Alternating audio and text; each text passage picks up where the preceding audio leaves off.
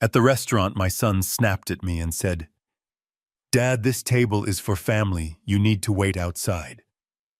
The whole room laughed. Then the waiter placed a $5,000 bill in front of me. I looked at it in silence. I looked at my son, and I pushed it back. What happened next didn't just ruin his birthday party. It destroyed the fake life he had built on my back.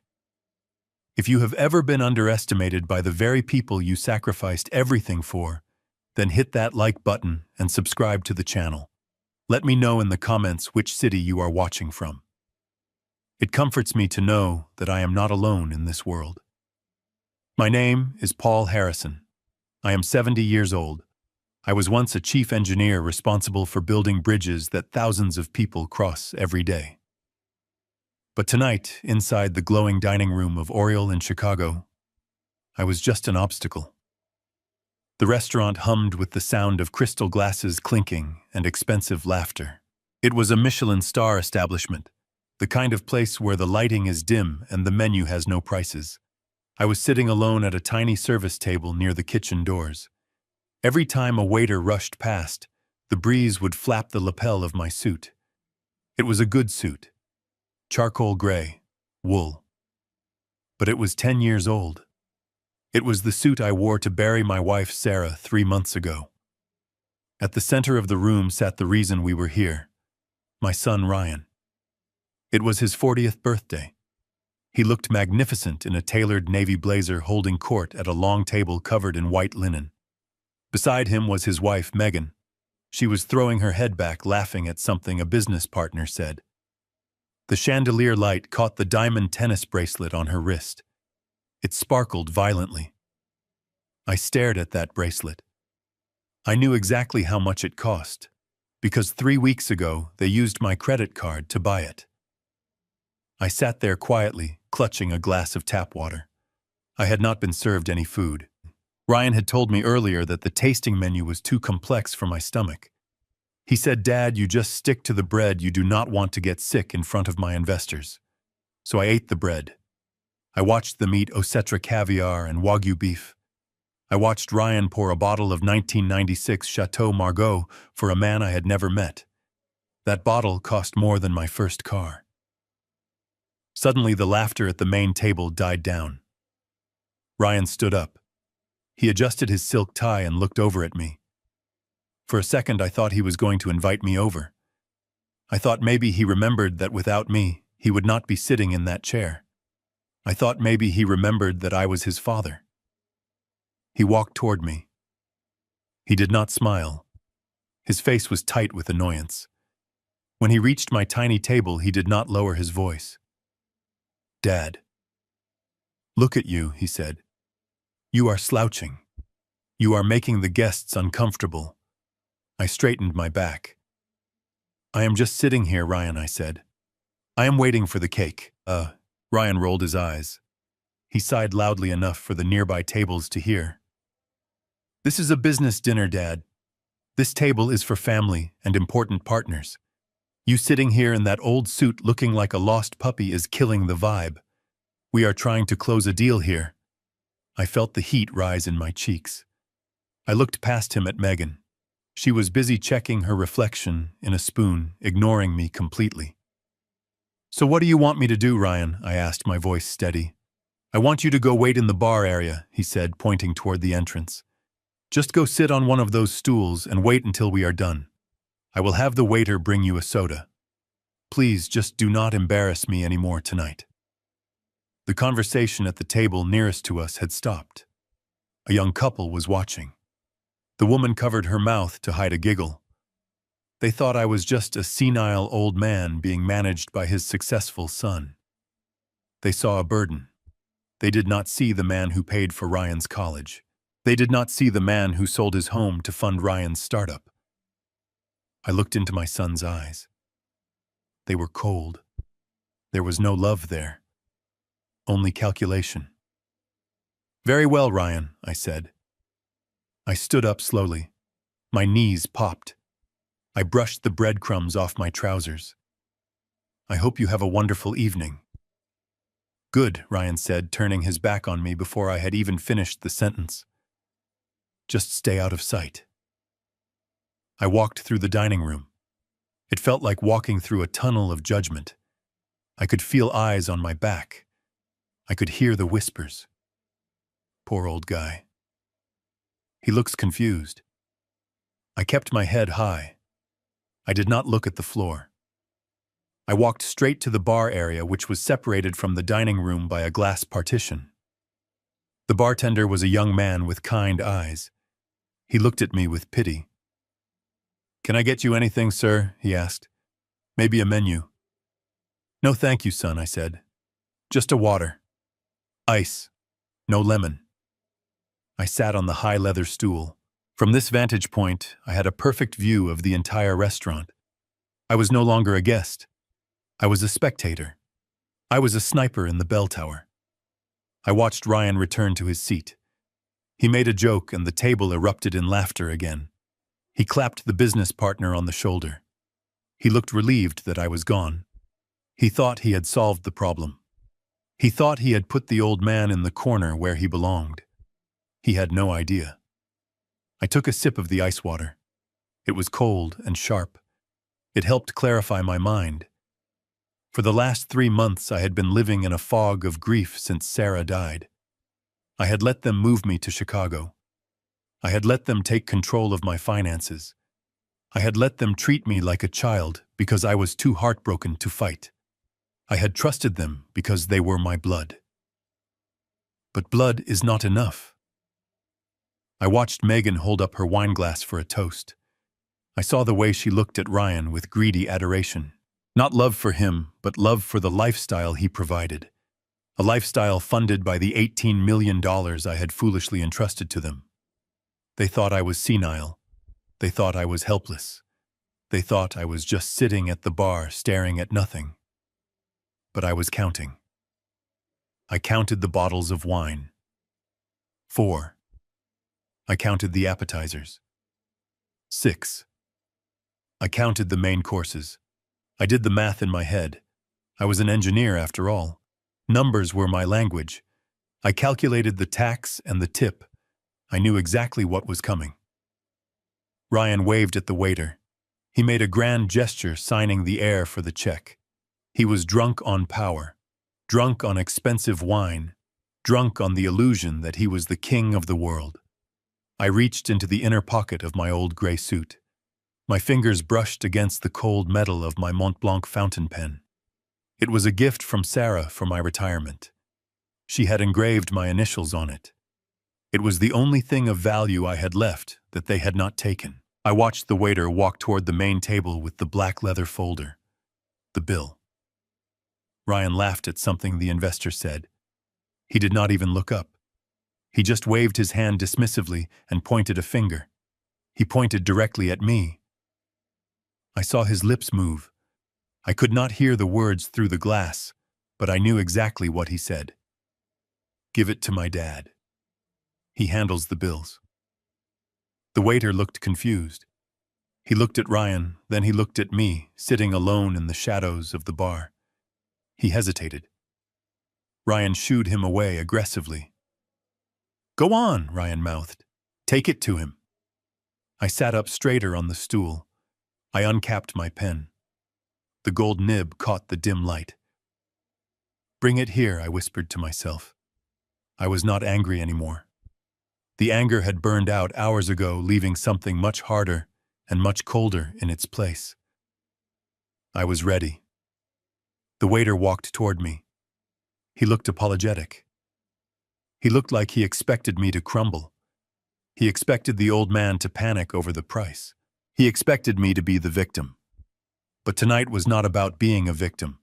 Tonight was about a lesson. Ryan wanted me to pay. He wanted me to be the silent bank account that fueled his ego. He wanted me to be invisible until it was time to sign the check. Well, I was going to sign something, all right. But it was not going to be a check. As the waiter placed the leather folder on the bar counter in front of me, I took a slow, deep breath. I looked at the reflection of my son in the mirror behind the bar.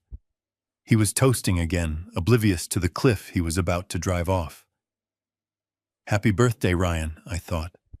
"I hope you enjoyed the meal, because it is the last one you will ever eat at my expense." I opened the folder. The number at the bottom was $5,118.74. I picked up my pen. I looked down at the paper in front of me. The total amount was staring back at me in bold black ink. $5,118. It was an obscene amount of money for a single meal. It was more than my father made in a year when I was growing up. It was enough to feed a family for months. But to my son Ryan and his wife Megan, it was just another Friday night. It was just another expense that they expected me to absorb without question. I felt the weight of the Mont Blanc pen shine in my hand. The gold nib hovered over the signature line. For a moment I remembered the day Sarah gave me this pen. It was the day I retired. She told me to use it to write the next chapter of our lives together. She never imagined that I would be using it in a dimly lit bar to cut off our only son. I did not sign my name. Instead, I moved the pen to the blank space above the total. I wrote slowly and clearly. My handwriting was steady. I wanted him to be able to read every single letter. "Happy birthday, Ryan. From today, you pay." I capped the pen. The click sounded loud in the quiet bar. I closed the leather folder and pushed it across the polished wood toward the waiter. He was watching me with a mix of confusion and fear. He knew something was wrong, but he was too polite to ask. "Please take this back to the gentleman at the main table," I said softly. "Tell him the matter has been settled." The waiter nodded and walked away. I watched him navigate through the tables. My heart was beating a little faster now, but not from nervousness. It was the adrenaline of finally taking a stand. I took a sip of water and waited. At the main table, the mood was still celebratory. Ryan was pouring more wine. Megan was laughing her head off at a joke I could not hear. They looked like royalty. They looked untouchable. When the waiter arrived, Ryan did not even look at him. He just held out his hand expecting the receipt. He expected to see my signature. He expected to see that everything had been taken care of as usual. He opened the folder. He glanced at it casually at first. Then he stopped. His smile froze. He blinked and leaned in closer as if he could not believe what his eyes were seeing. He read the note once. Then he read it again. I saw his face change. The color rose from his neck to his cheeks. It was not embarrassment. It was pure rage. He snapped his head around and looked directly at me. His eyes were wide with disbelief. He stood up abruptly, knocking his napkin onto the floor. "What is this?" he shouted. The entire restaurant went quiet. The music seemed to stop. The diners at the nearby tables put down their forks. Ryan did not care. He was too arrogant to care about public scenes. He waved the bill in the air. "My father is confused," he announced to his table. His voice was loud and condescending. "He is having one of his episodes. I apologize, everyone. He forgot how to sign a check." He laughed, but it was a nervous, hollow sound. He reached into his jacket pocket and pulled out his wallet. He extracted a card. It was black, heavy, metal. The American Express Centurion card. It was the ultimate status symbol. It was the card that opened every door. And it was a supplementary card linked directly to my primary investment account. He handed it to the waiter with a sneer. "Just run this," he said, "and bring me a receipt. We are done here." The waiter took the card and hurried away toward the payment terminal near the bar. I sat perfectly still. I watched the waiter swipe the card. I watched him wait. I counted the seconds in my head. 1, 2, 3. The machine beeped. A red light flashed. The waiter frowned. He took the card out and wiped the chip on his apron. He tried again. He inserted the card and waited. Beep.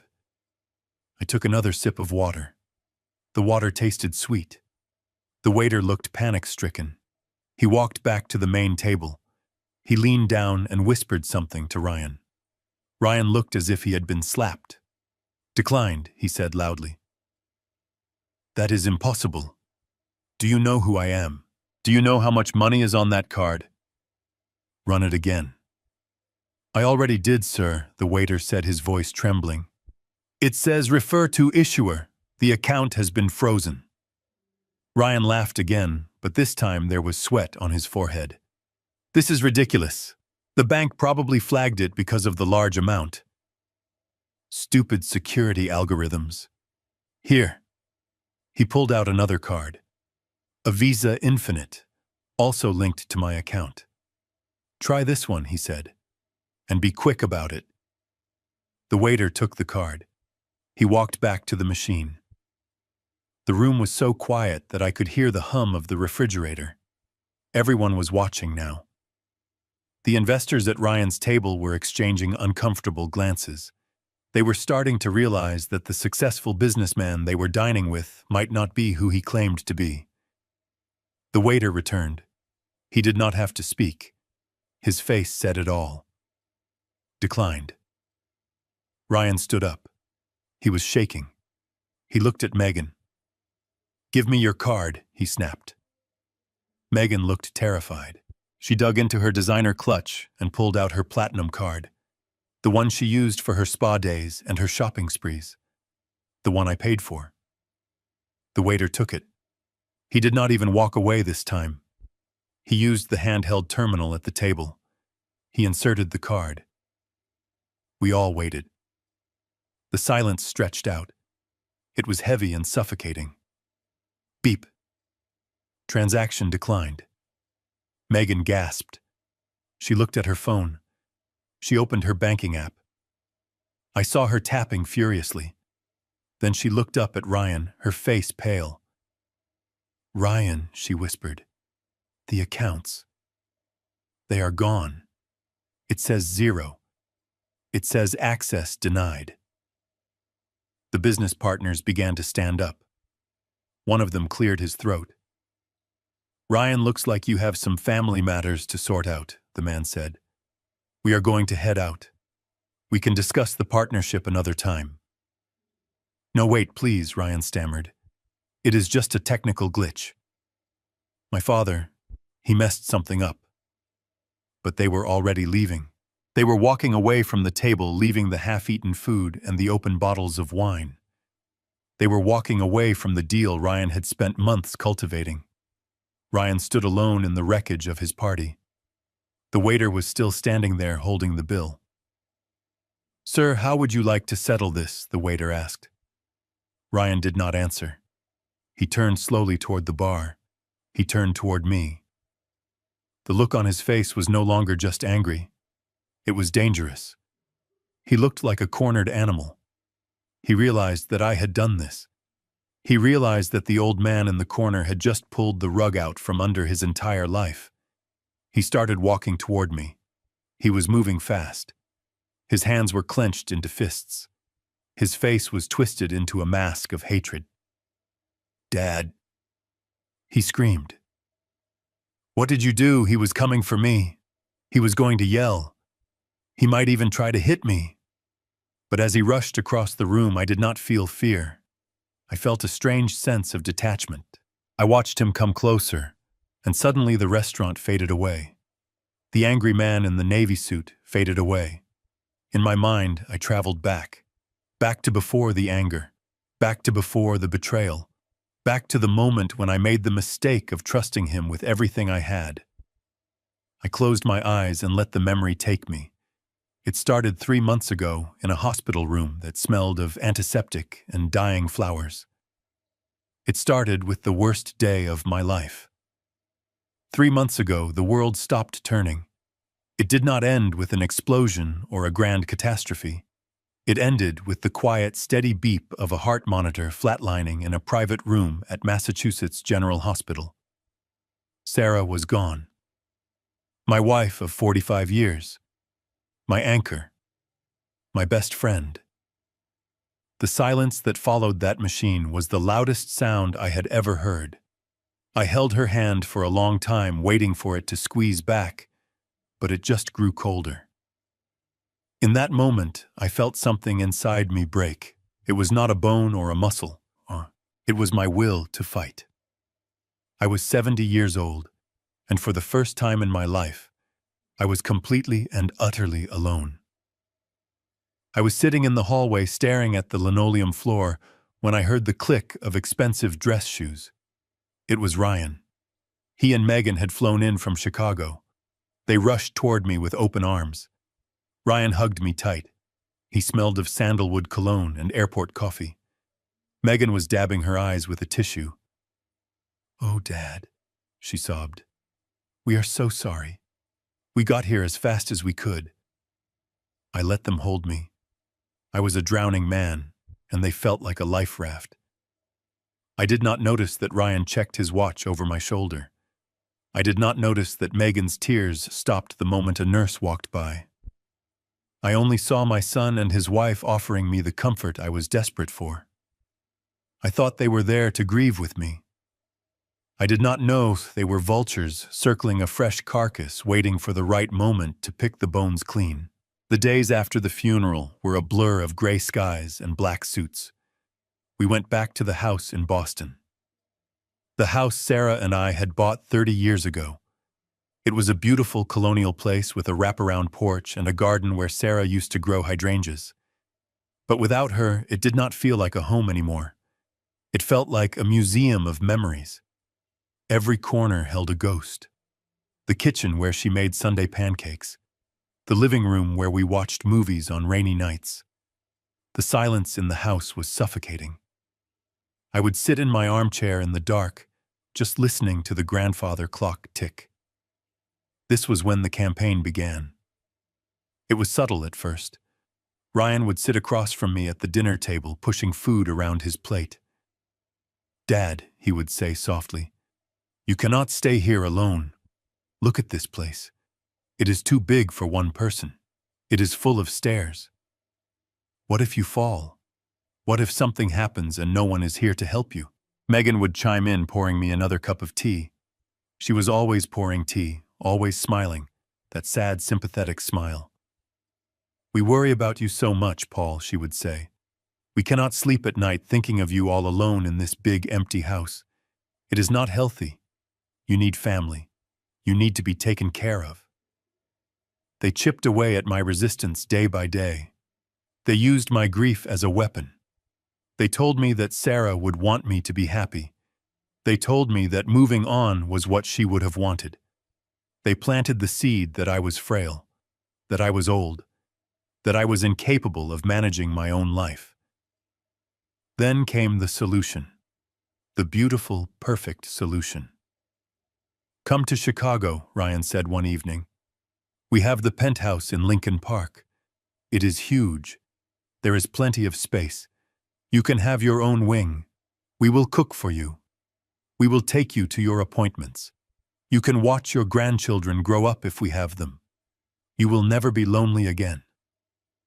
It sounded like paradise. It sounded like salvation. I was so tired of the silence. I was so tired of missing Sarah.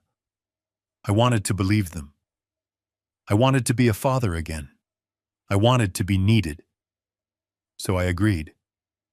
The next day, the paperwork appeared. It was like magic. Ryan had everything ready. He had a real estate agent lined up to sell the Boston house. He had movers on speed dial. And then he brought out the thick leather binder. "This is for your protection, Dad," he said, sliding the documents across the mahogany table. "It is called the Harrison Family Trust." He opened the binder and started explaining. He used big words: asset protection, tax efficiency, estate planning. He sounded so smart, so professional. He told me that by pooling our resources, we could build a dynasty. He told me that if I put the proceeds from the house sale and my retirement savings into this trust, he could manage it for me. "You have worked hard your whole life, Dad," he said, looking me in the eye. "You built bridges. You saved money. Now it is time for you to rest. Let me carry the load. Let me handle the bills and the taxes and the investments. You just enjoy your life. You trust me, do you not? That was the question that sealed my fate. Do you trust me? I looked at my son. I saw the little boy I used to teach how to ride a bike. I saw the young man I sent off to college. I did not see the predator. I did not see the greed. Of course I trust you, Ryan, I said. I picked up the pen. I signed the deed to the house. I sold the home where I raised my children for $3 million. Then I signed the transfer orders for my investment accounts. $15 million. Money I had saved over 40 years of working as a chief engineer. Money from patents. Money from wise stock choices. I signed it all over to the Harrison Family Trust. I thought I was securing my future. I thought I was protecting my legacy. Ryan smiled as he collected the papers. It was a wide, bright smile. I thought it was a smile of relief. I thought he was happy that his father was going to be safe. I did not know it was the smile of a man who had just pulled off the heist of the century. Megan clapped her hands. "Oh, this is going to be wonderful," she squealed. "We are going to have the best life together." Within a week, the house was sold. The furniture was packed or donated. I walked through the empty rooms one last time. I said goodbye to the ghosts. I got into the car with Ryan and Megan, and we drove to the airport. I left my entire life behind in Boston. I carried only 2 suitcases and a heart full of hope. I did not know that I was walking into a trap. I did not know that the penthouse in Chicago was not a home but a prison. I did not know that the trust fund was not a safety net, but a slush fund for their lavish lifestyle. I was blinded by grief and love, and that is exactly what they counted on. We landed in Chicago on a rainy Tuesday. The city looked gray and sharp. As we drove toward the skyline, Ryan was on his phone talking about buying a new Porsche. Megan was looking at vacation packages to the Maldives. They seemed energized, electric. I sat in the back seat watching the rain streak against the window. I felt a small knot of anxiety in my stomach. Just a tiny flutter. I pushed it down. I told myself it was just the nerves of moving. I told myself everything was going to be all right. But as the car pulled up to the gleaming glass tower that was to be my new home, I had no idea that I had just signed my own death warrant. I had no idea that the man driving the car was not my savior, but my executioner. And I certainly had no idea that the suite they had prepared for me was not a guest wing, but a windowless closet behind the kitchen. The nightmare was about to begin. The elevator doors slid open directly into the penthouse, and for a moment I was breathless. The entire city of Chicago lay spread out before us through floor-to-ceiling glass walls. The lights of the skyscrapers twinkled like diamonds in the rain. The floors were white marble that shone under the recessed lighting. There was a grand piano in the corner, and modern art on the walls that looked like it cost more than my first house. "Welcome home, Dad," Ryan said, spreading his arms wide. I stepped onto the marble, clutching my 2 suitcases. I felt small in this vast, expensive space. It was cold. Beautiful, but cold. Like a museum where you are afraid to touch anything. Megan kicked off her heels and walked to the kitchen island, which was made of a single slab of black granite. She poured herself a glass of sparkling water. "Put your bags down, Paul," she said without looking at me. "We will show you your room." I felt a surge of excitement. I remembered what Ryan had promised me. A private wing. A space where I could set up my drafting table and maybe start painting again. A place where I could have some dignity. "Lead the way," I said, smiling. Ryan nodded. He walked past the living room, past the long hallway that led to the master bedroom and the guest suites. I followed him, my suitcase wheels clicking softly on the stone. But he did not stop at the large oak doors that lined the hallway. He kept walking. He walked right past the beautiful rooms with the lake views. He walked into the kitchen. I stopped, confused. "Ryan, where are we going?" Just through here, Dad, he said. He walked to the far end of the kitchen near the pantry. There was a narrow, plain white door that looked like a utility closet. It was tucked away in the corner, invisible unless you were looking for it. Ryan opened the door. Here we are, he said. Your private sanctuary. I stared into the room. My heart hammered against my ribs. It was tiny, barely wide enough for a single bed and a small dresser. There were no windows, no view of the city, no natural light, just 4 white walls and a harsh fluorescent strip light on the ceiling. The air smelled stale like old cleaning products. It was not a guest suite. It was the maid's quarters. A room designed for service staff to sleep in between shifts, not for a father to live out his final years. I looked at Ryan. I thought it was a joke. I waited for him to laugh and say he was kidding and lead me to the real room. But he was not laughing. He was watching me with a blank expression. It is cozy, isn't it? Megan said, coming up behind me. And it is right next to the kitchen, so you can grab a snack whenever you want without waking us up. I tried to speak, but my throat was dry. Ryan, you said there would be space. There are no windows in here. Ryan sighed the same impatient sigh I would hear 1,000 times over the next 3 months. Dad, look at real estate prices in Chicago. Space is a premium. This is a multi-million-dollar apartment. You have a roof over your head. You have a comfortable bed. Do not be ungrateful. Ungrateful. The word stung like a slap. I had just given him $18 million. I had just given him my entire life savings, and he was calling me ungrateful for questioning a windowless box. I walked into the room. I sat on the narrow bed. The mattress was thin and hard. I put my suitcase on the floor because there was nowhere else to put it. The door clicked shut, leaving me in the silence of my new reality. That first night, I did not sleep. I lay in the dark, listening to the hum of the refrigerator through the wall, wondering how I had let this happen. The next morning, the true nature of my new life began to reveal itself. I walked out into the kitchen, hoping to make some coffee. Megan was already there, eating an avocado toast. She looked at me up and down. I was wearing my bathrobe. Paul, we have a rule, she said. No sleepwear in the common areas. We have guests coming over later. Please get dressed. I apologized and went back to my room to change. When I came back out, dressed in slacks and a shirt, Ryan was sitting at the island.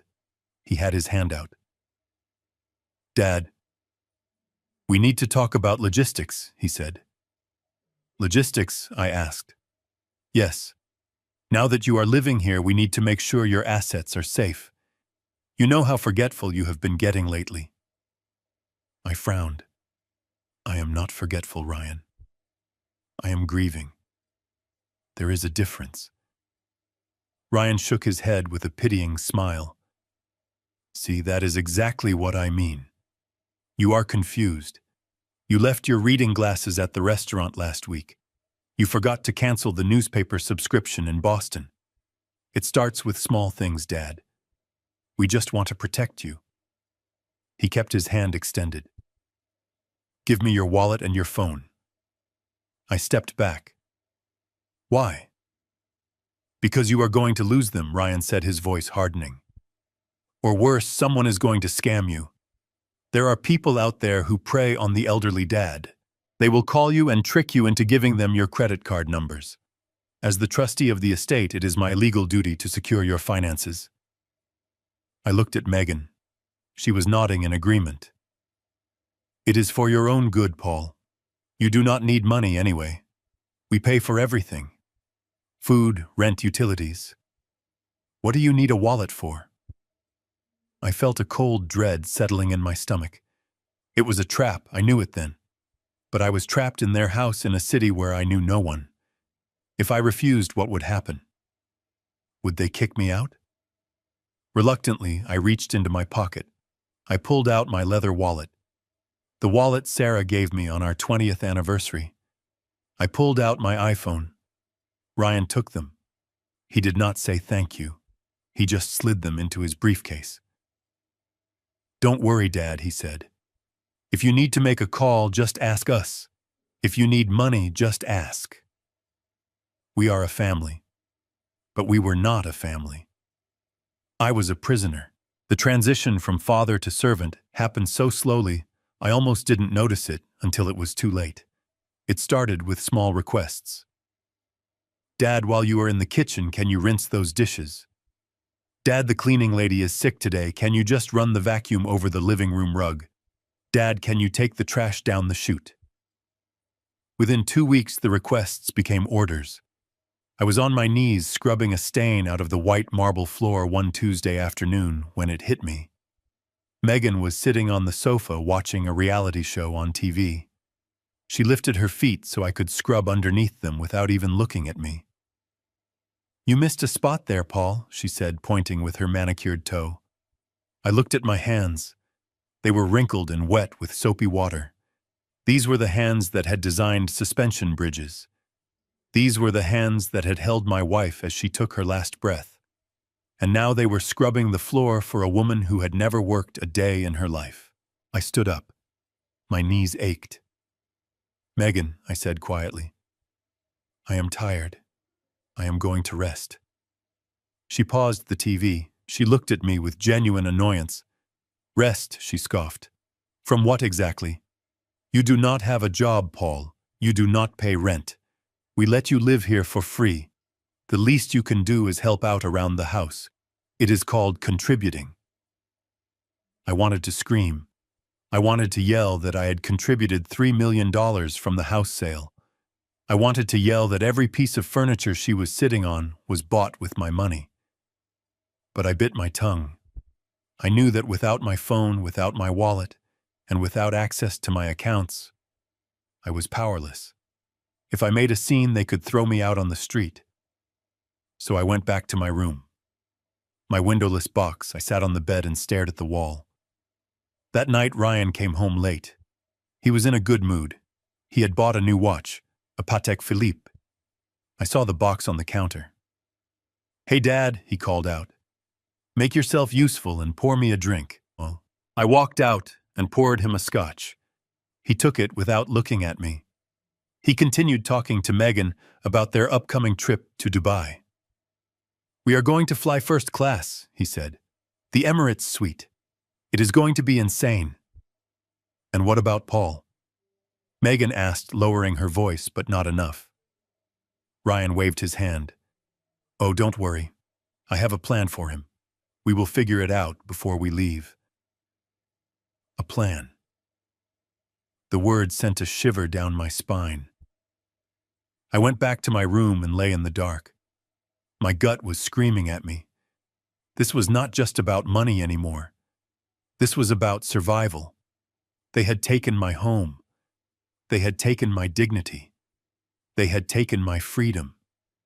And now they were planning something else. I looked at the closed door. I realized then that the lock was on the outside. They hadn't locked it yet, but the mechanism was there. I was not a guest. I was an inmate. And if I didn't do something soon, I was going to die in this room or somewhere even worse. I closed my eyes, and for the first time since Sarah died, I prayed. Not for peace, not for comfort. I prayed for a way out. The days bled into weeks, and the view of Lake Michigan from the floor-to-ceiling windows became a taunt. I could see the cars moving freely on Lakeshore Drive. I could see people walking their dogs and jogging along the path. But I was stuck behind the glass like a specimen in a jar. My world had shrunk to the size of the penthouse. My daily routine was dictated by the whims of my son and his wife. The isolation was surgical. It was not just that they had taken my phone and wallet. It was that they had severed my connection to the only other person in the world who mattered. My daughter, Jenna. She lived in Seattle, and we used to talk every Sunday. It was our tradition. But Sunday came and went, and Ryan told me she was busy. "She is working on a big project, Dad," he said, not looking up from his tablet. "She said she will call when she has time." But I knew Jenna. She would never be too busy for her father, especially after her mother died. I tried to use the landline in the kitchen one afternoon when Megan was out getting her nails done. I picked up the receiver and dialed Jenna's number. My fingers knew it by heart. It rang once, then twice. Then I heard a click, but it was not Jenna. It was a recording. This number has been blocked or is no longer in service. My heart sank. I tried again. Same result. Ryan had put parental controls on the house phone. He had blocked outgoing calls to my own daughter. That evening I confronted him. I tried to keep my voice steady, but my hands were shaking. Ryan, I cannot reach your sister. Is she okay? Ryan sighed and put down his fork. He looked at me with that practiced look of pity. Dad, we did not want to upset you. Jenna called me yesterday. She said she needs some space. She said talking to you is too painful right now because you remind her of Mom. She asked us not to let you call her until she is ready. It was a lie. I felt it in my bones. Jenna was strong. She was the one who held my hand at the funeral. She would never say that. But what could I do? I had no way to prove him wrong. Later that night, I stood in the hallway outside Ryan's office. The door was cracked open. I heard him laughing on the phone. Yeah, she bought it completely, Ryan said. I told her Dad is slipping. I told her he has early onset dementia and gets aggressive on the phone. I told her the doctors recommended no contact for a while to keep him calm. Yeah, she was crying, but she agreed. It is for the best. I leaned against the wall, struggling to breathe. He was not just stealing my money. He was stealing my reputation. He was painting me as a senile, aggressive old man to my own daughter, so she would not come looking for me. It was evil. Pure, cold evil. While I was being erased from existence, my money was very much alive. It was arriving at the front door in cardboard boxes almost every single day. The doorbell would ring, and the doorman would bring up stack after stack of packages. I saw the logos, the orange boxes from Hermes, the green boxes from Rolex, the black bags from Saks Fifth Avenue. Megan would tear them open on the kitchen island right in front of me. She would squeal with delight as she pulled out a $4,000 handbag or a pair of shoes that cost more than my first car. Look at this, Paul, she would say, holding up a silk scarf. Isn't it gorgeous? It is real silk. I would just nod and go back to sweeping the floor. I knew who paid for that silk. I knew that every time she swiped that card, she was eating away at the legacy I had built for 40 years. The most humiliating moment came on a Tuesday. I looked in the mirror and saw that my hair was getting long and unkempt. I had always taken pride in my appearance. I was a chief engineer. I wore suits. I kept my hair trimmed. Now I looked like a vagrant. I waited until Ryan was in the kitchen drinking his espresso. Ryan, I said, I need a haircut. There is a barber shop down the street. It is only $20. Ryan looked at me over the rim of his cup. He frowned. $20, Dad. That is a lot for a haircut. Can't Megan just trim it for you? She has scissors. I felt a lump in my throat. I had $18 million in his trust fund, and he was debating giving me $20. Please, Ryan, I said. I want to go to a real barber. I want to feel human. He sighed heavily, as if I had asked for the moon. He pulled out his money clip. It was thick with cash. My cash. He peeled off a $20 bill and tossed it on the granite counter. It slid across the surface and stopped near the sink. Fine, he said. But bring me the receipt. And do not talk to anyone. You know how you get confused.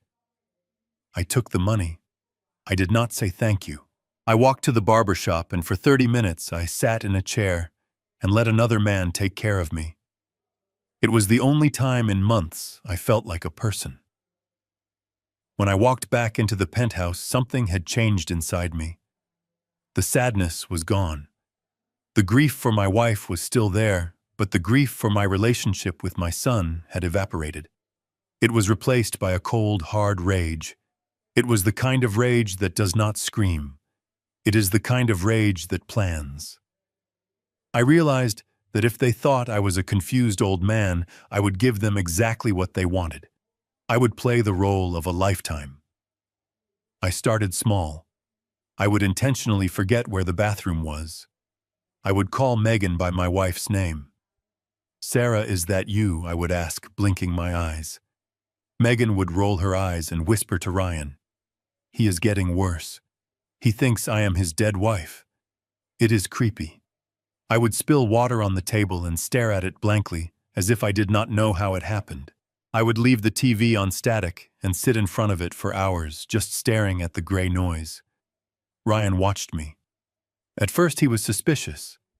He would wave his hand in front of my face. "Dad, are you in there?" he would ask. I would just smile, a vacuous, empty smile, and talk about the weather in Boston from 20 years ago. It worked. They stopped whispering when I entered the room. They stopped hiding their conversations. To them, I was no longer Paul Harrison, the engineer. I was just a piece of furniture, a broken appliance that they could ignore. They became careless. They left documents on the table. They left their laptops open. They talked about their plans loud and clear while I sat 5 feet away pretending to struggle with a zipper. They thought they were watching a man fade away. They did not know they were being watched by a hawk. Every time they laughed at my clumsiness, I was memorizing a password. Every time they mocked my memory, I was filing away a date or a name. I was not losing my mind. I was sharpening it, and I was waiting for them to make a mistake. I knew it would come. Arrogance always leads to mistakes, and when it happened, I would be ready to strike. The sleepless nights were no longer filled with tears. They were filled with strategy. The old engineer was back to work, and his project was revenge. The digital clock on my bedside table read 2:14 in the morning. The red numbers stared at me in the darkness of my windowless room. The air was stale and recycled, and my throat felt like sandpaper. I had been lying awake for hours, staring at the ceiling, trying to make sense of the fragmented pieces of my life. I needed water. I sat up slowly. The bed springs creaked, and I froze, waiting to see if anyone heard. Silence. The penthouse was quiet. The only sound was the low hum of the city filtering in from the ventilation system. I swung my legs over the edge of the bed, and my feet touched the cold linoleum floor. I did not turn on the light. I knew the path to the kitchen by heart now. I knew exactly how many steps it took to get to the refrigerator without bumping into the island. I opened my door inch by inch. The hallway was dark, but there was a sliver of yellow light spilling out from under the door of Ryan's home office at the far end of the corridor. It was strange. Ryan usually went to bed early before his morning workouts. Megan needed her beauty sleep. Why were they up at this hour? I crept toward the kitchen. As I reached for a glass, I heard a sound that made my blood run cold. It was laughter. Not the loud, boisterous laughter they performed for their guests, but a low, conspiratorial snicker. It was the sound of 2 people sharing a dirty secret. I should have just taken my water and gone back to bed. I should have stayed in my lane. But something pulled me toward that sliver of light. It was a magnetic force. It was the gut feeling that had been nagging me for weeks, finally screaming at me to listen. I moved silently across the marble floor. My socks made no sound. I pressed my back against the wall right next to the office door. The door was not latched. It was open, just a crack. I held my breath. "So it is done then?" Megan asked. Her voice was sharp and excited. "It is done," Ryan replied. "I heard the click of a mouse and the tapping of keys. The last transfer cleared 10 minutes ago. $500,000. That cleans out the domestic portfolio completely. The Harrison family trust is officially empty. I felt my knees buckle. Empty. $18 million. Gone. Where is it? Megan asked. Safe and sound, Ryan said. The account in the Cayman Islands received it. The shell company is untraceable. By the time anyone realizes the money is moved, we will be long gone. I covered my mouth with my hand to stop a gasp from escaping. They were stealing everything, not just skimming off the top. They were liquidating my entire existence. What about the bank? Megan asked. Will they flag it? Ryan laughed. A dry, arrogant sound. Who is going to flag it? I am the trustee. I have full power of attorney, and the beneficiary is a senile old man who cannot even remember to zip his fly. The bank thinks I am moving the assets to a more secure, long-term strategy. They thanked me for my business. I closed my eyes. The image of Ryan patting my back at the funeral flashed in my mind. Let me carry the load, Dad. Megan's voice brought me back to the cold hallway. Okay, so the money is safe. Now we just have to get through this week. When do we fly? Saturday morning, Ryan said. First class on Emirates. One-way tickets to Dubai. I have already looked at villas on the Palm Jumeirah. You are going to love it, babe. No extradition treaties. No winter. And best of all, no baggage. Baggage. And speaking of baggage, Megan said, her tone dropping lower. What about your father? We cannot just leave him here in the penthouse. The landlord will find him when the lease expires next month. There was a pause. I heard the sound of ice clinking in a glass. Ryan was drinking. Do not worry about him, Ryan said. I handled it today. I had a long talk with Dr. Evans. Dr. Evans was a friend of Ryan's from college. A man I had met once who had cold, dead eyes. And Megan asked. And for $10,000, Dr. Evans is willing to sign anything, Ryan said. He prepared a full medical file. Diagnosis. Advanced Alzheimer's with violent tendencies. He certified that Paul Harrison is a danger to himself and others. Violent tendencies. I had never hurt a fly in my life. I was the man who carried spiders outside instead of killing them. So what does that mean? Megan asked. It means we bypass the expensive private homes, Ryan explained. With this diagnosis, I have the authority to have him involuntarily committed to a state facility. I found one in the South Side. It is grim, overcrowded, underfunded. They drug the patients to keep them quiet, and they do not ask questions. Megan giggled nervously. Is it safe? Safe enough for him, Ryan said. He won't know the difference. His brain is half mush anyway. We will drop him off Friday night after the party. We tell him we are taking him for a checkup. We sign the papers, hand him over to the orderlies, and by the time he realizes what is happening, we will be halfway over the Atlantic. My heart stopped beating. I am sure of it. For a full 10 seconds, I was dead. They were not just leaving me. They were discarding me. They were going to throw me into a hellhole where I would be drugged and forgotten until I died alone in a urine-soaked bed. This was my son. The boy I taught to play baseball. The boy I sat up with when he had fevers. The boy I sacrificed my own dreams for. He was planning to bury me alive. You are a genius, Ryan, Megan said. I cannot wait to be free of him. The way he shuffles around here. It is depressing. He smells like old people.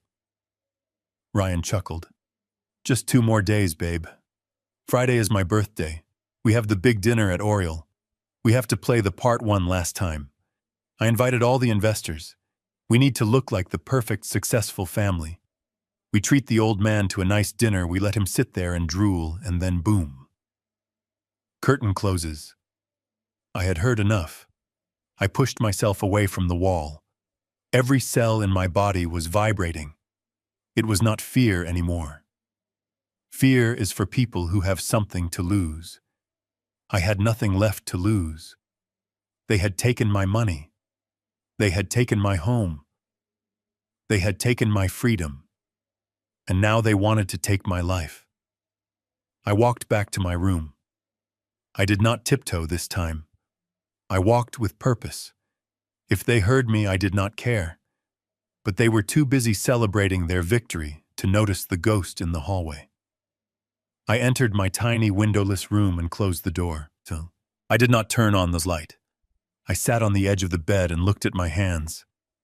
They were trembling violently. I clenched them into fists until my knuckles turned white. I sat there in the dark, and I let the tears come. But they were not tears of sorrow. They were hot, burning tears of fury. I mourned Sarah 3 months ago. Tonight I mourned Ryan. The son I loved died in that office tonight. The man who walked out of there was a stranger, a monster, a thief. And you do not show mercy to monsters. I looked at the burner phone hidden under my mattress. The phone Jenna had sent me. The lifeline I had been too afraid to use fully. No more fear. Ryan thought I was senile. He thought I was weak. He thought I was a prop in his movie. He was about to find out that the old engineer still knew how to build a trap. He wanted a show for his birthday. He wanted a grand finale. I wiped my eyes. I took a deep breath. The trembling stopped. "Very well, Ryan," I whispered to the darkness. "You will get your show." I lay back down on the pillow, but I did not close my eyes. I stared at the ceiling and began to construct the plan. Every detail, every angle. I would not just stop them. I would destroy them. I would make sure that when they walked out of that restaurant on Friday night, they would not be flying first class to Dubai. They would be riding in the back of a police car. The father in me wanted to scream, but the man in me, the survivor, stayed silent. I waited for the sun to rise. I had work to do. The next morning I woke up with a clarity I had not felt in months. The fog of grief was gone, replaced by the sharp, cold steel of resolve. I had a plan. It was risky, and it required me to be an actor worthy of an Academy Award. But I had no other choice. I needed a phone. I needed to reach Jenna, and I needed to do it today. I waited until Ryan left for his morning meeting at the gym. That left me alone with Megan. She was in the living room, scrolling through her phone and drinking a green smoothie. Perfect. I went into the bathroom. I turned on the shower. I let the water run until the room was filled with steam. Then I took a deep breath. I looked at myself in the mirror. "Showtime, Paul," I whispered. I grabbed the towel rack and rattled it. Then I slammed my hand against the tiled wall as hard as I could. I let out a scream, a loud guttural cry of pain that echoed through the penthouse.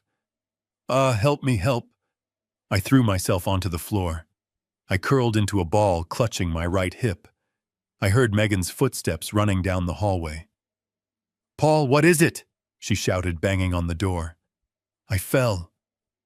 I groaned, my voice strained with fake agony. "I think I broke something.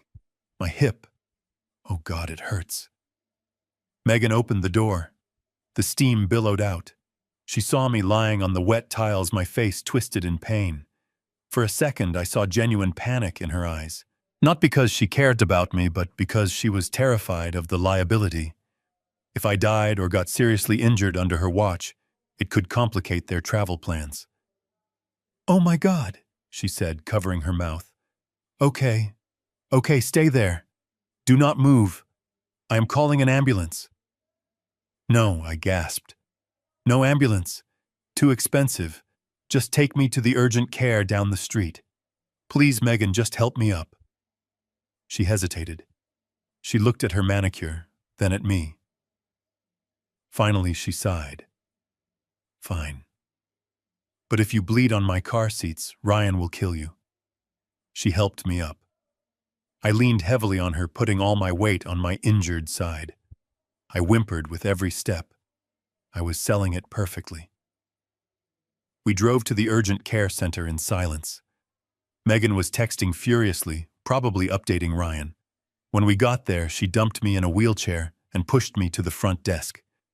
He fell in the shower, she told the receptionist. He thinks he broke his hip.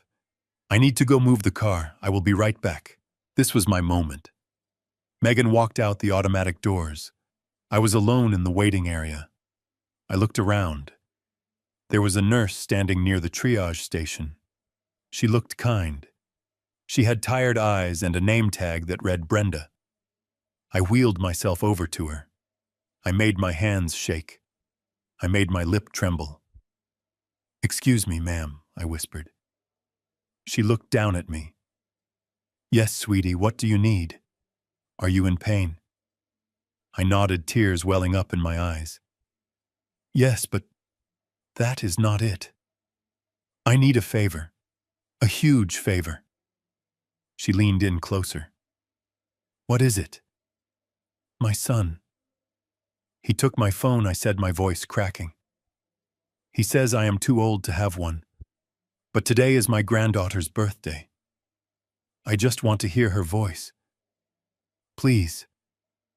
Can I borrow your phone for 1 minute? Just 1 minute." Brenda looked at me. She saw a frail old man with bruises on his soul. She saw the desperation in my eyes. She didn't see the engineer planning a counterstrike. She just saw a grandfather who missed his family. She looked around to make sure her supervisor wasn't watching. Then she reached into her pocket. "Make it quick," she whispered, handing me her cell phone. I took it with shaking hands. I dialed Jenna's number. I prayed she would pick up. Ring, ring, hello? "Jenna, Dad." "Oh my God, Dad, is that you?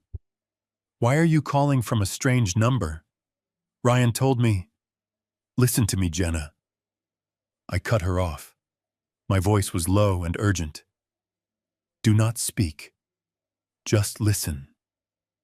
Ryan is lying to you. I am not sick. I do not have dementia. He and Megan have stolen everything. The money, the house, everything." "What?" "Dad, what are you talking about?" "They are planning to put me in a state asylum on Friday, Jenna. They are leaving for Dubai with all the money. I am trapped here." I heard her gasp on the other end of the line. I heard the horror in her silence. "Dad, tell me what to do," she said. Her voice was steady now. She was my daughter, all right. "I need a phone," I said. "I need a secure line. Send me a package. Overnight shipping. Put a burner phone inside a box of Mom's old clothes. Ryan won't check that. He doesn't care about Mom's things. Can you do that?" "Yes," she said. "I will do it right now." "Dad, hold on. I am coming to get you." "No," I said sharply. "Do not come yet. If you come now, they will run. We need to catch them. Just send the phone. I have a plan." I saw Megan walking back through the glass doors. "I have to go," I whispered. "I love you, Bean. I love you too, Dad." I deleted the call log.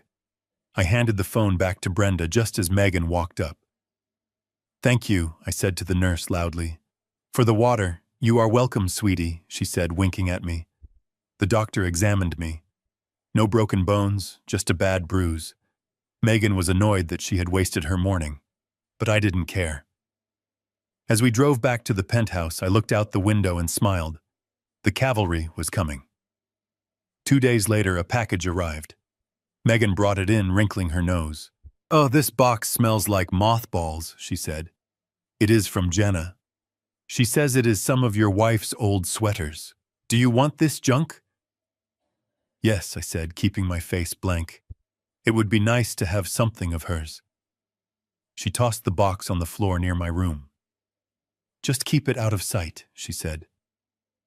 I waited until I was alone in my room. I tore open the tape.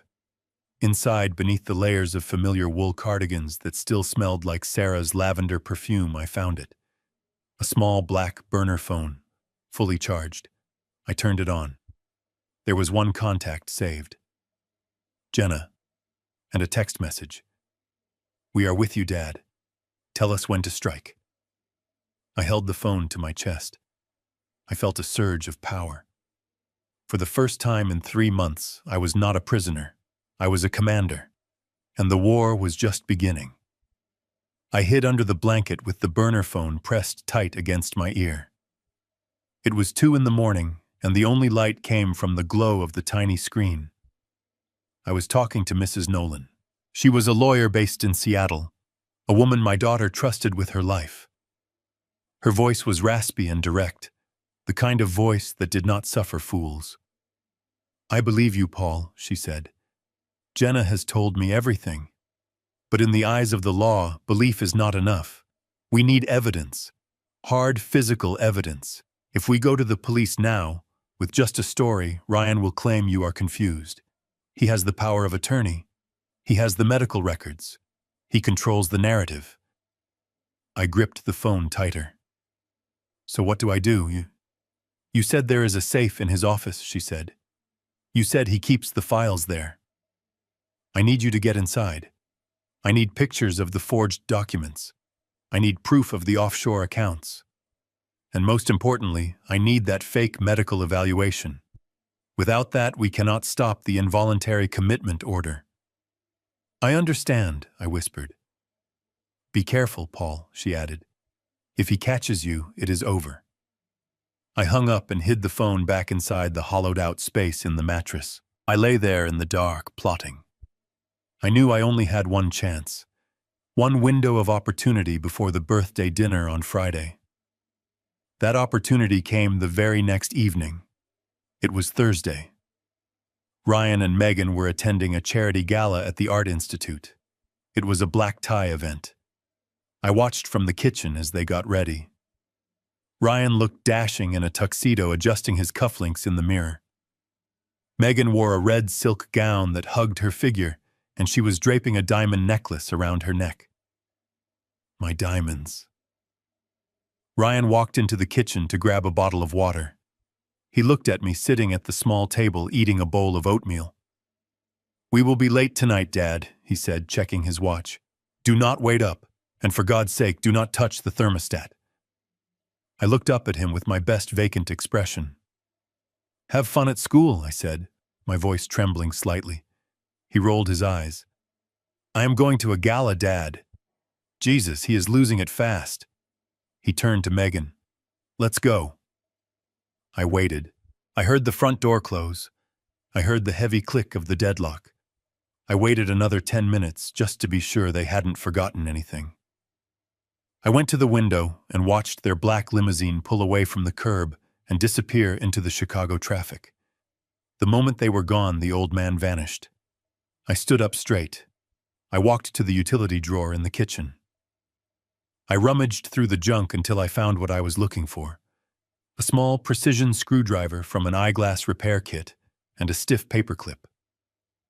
I walked down the hallway to Ryan's office. The door was locked. Of course it was.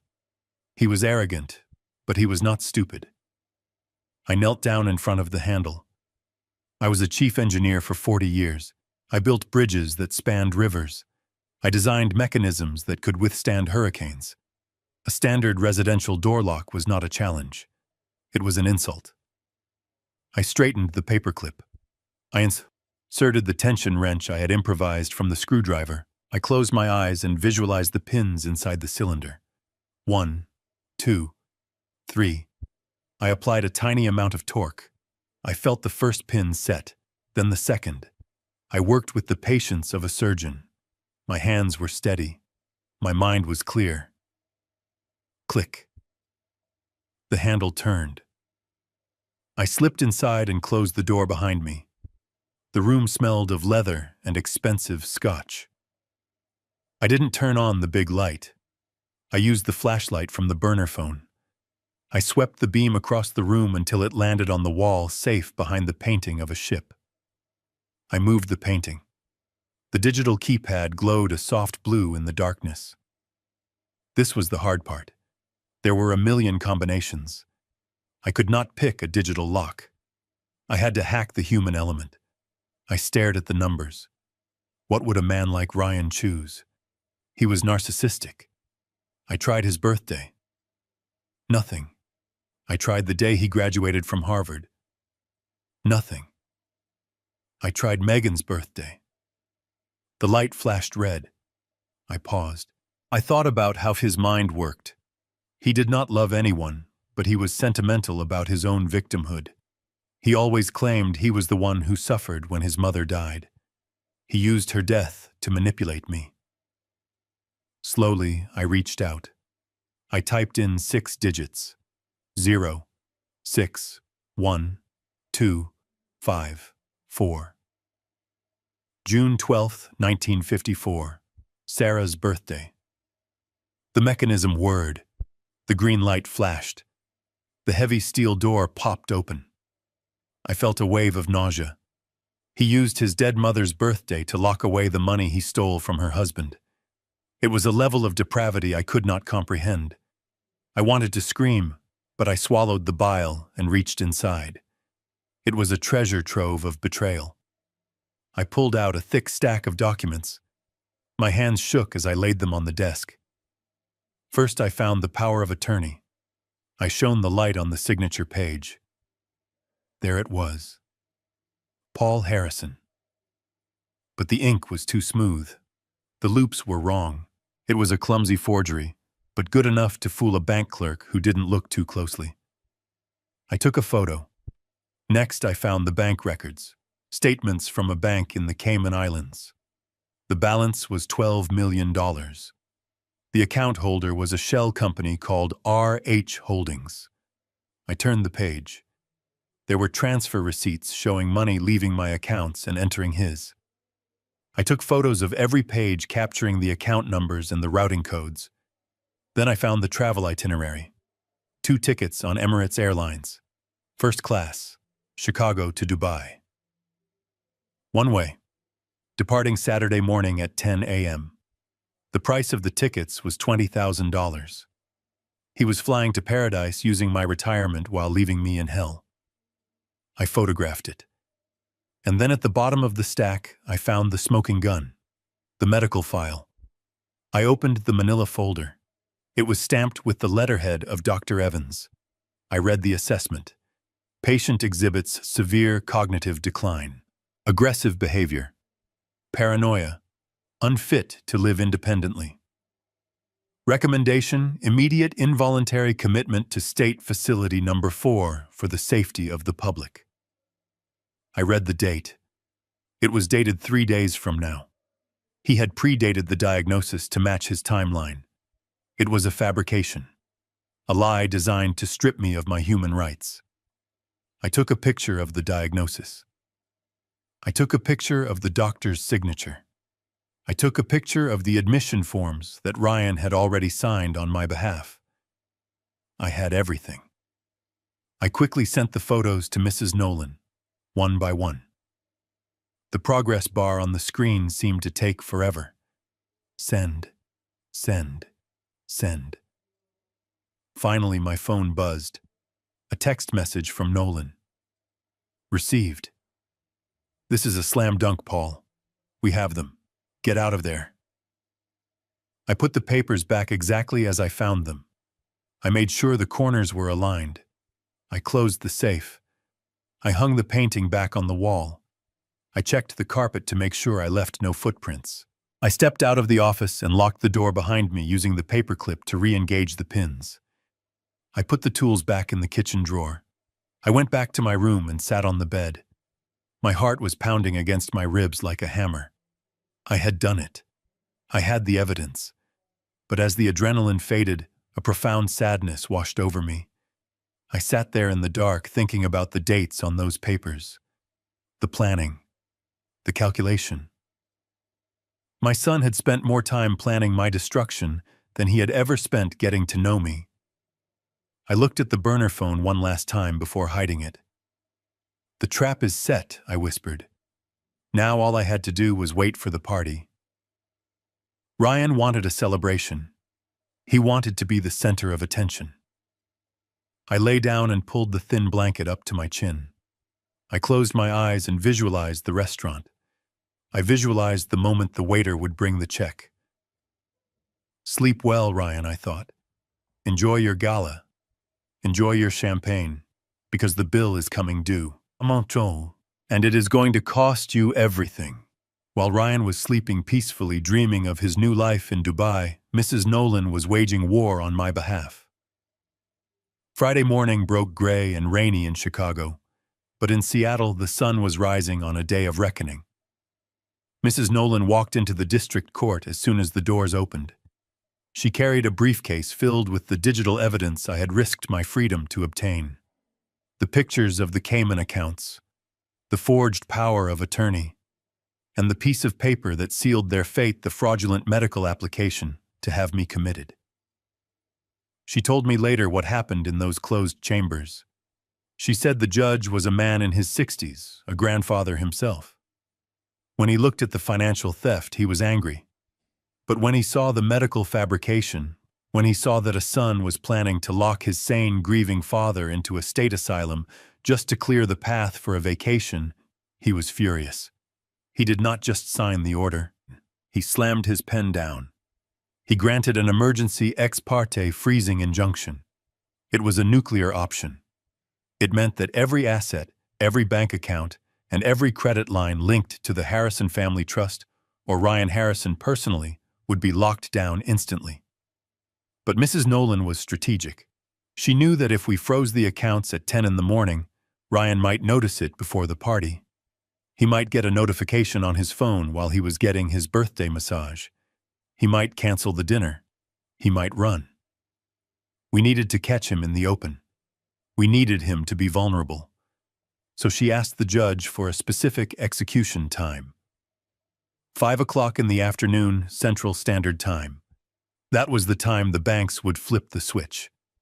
That was exactly 30 minutes before our reservation at Oriole. I spent that Friday in a state of calm detachment. I watched Ryan and Megan get ready.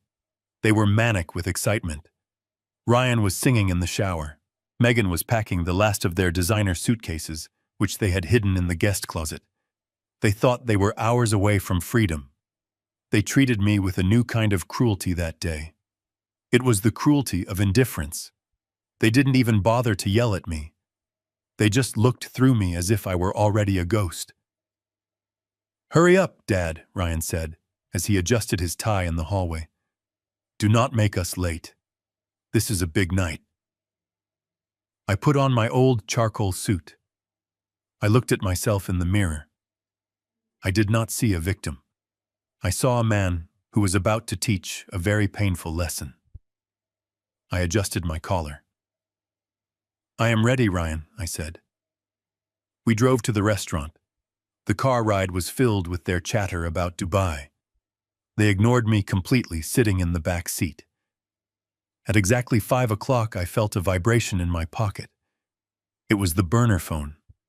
I didn't check it. I knew what it meant. The trap had snapped shut. The assets were frozen.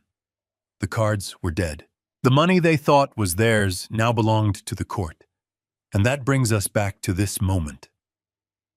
The memory of the last 3 days faded from my mind, and the sounds of the restaurant rushed back into my ears.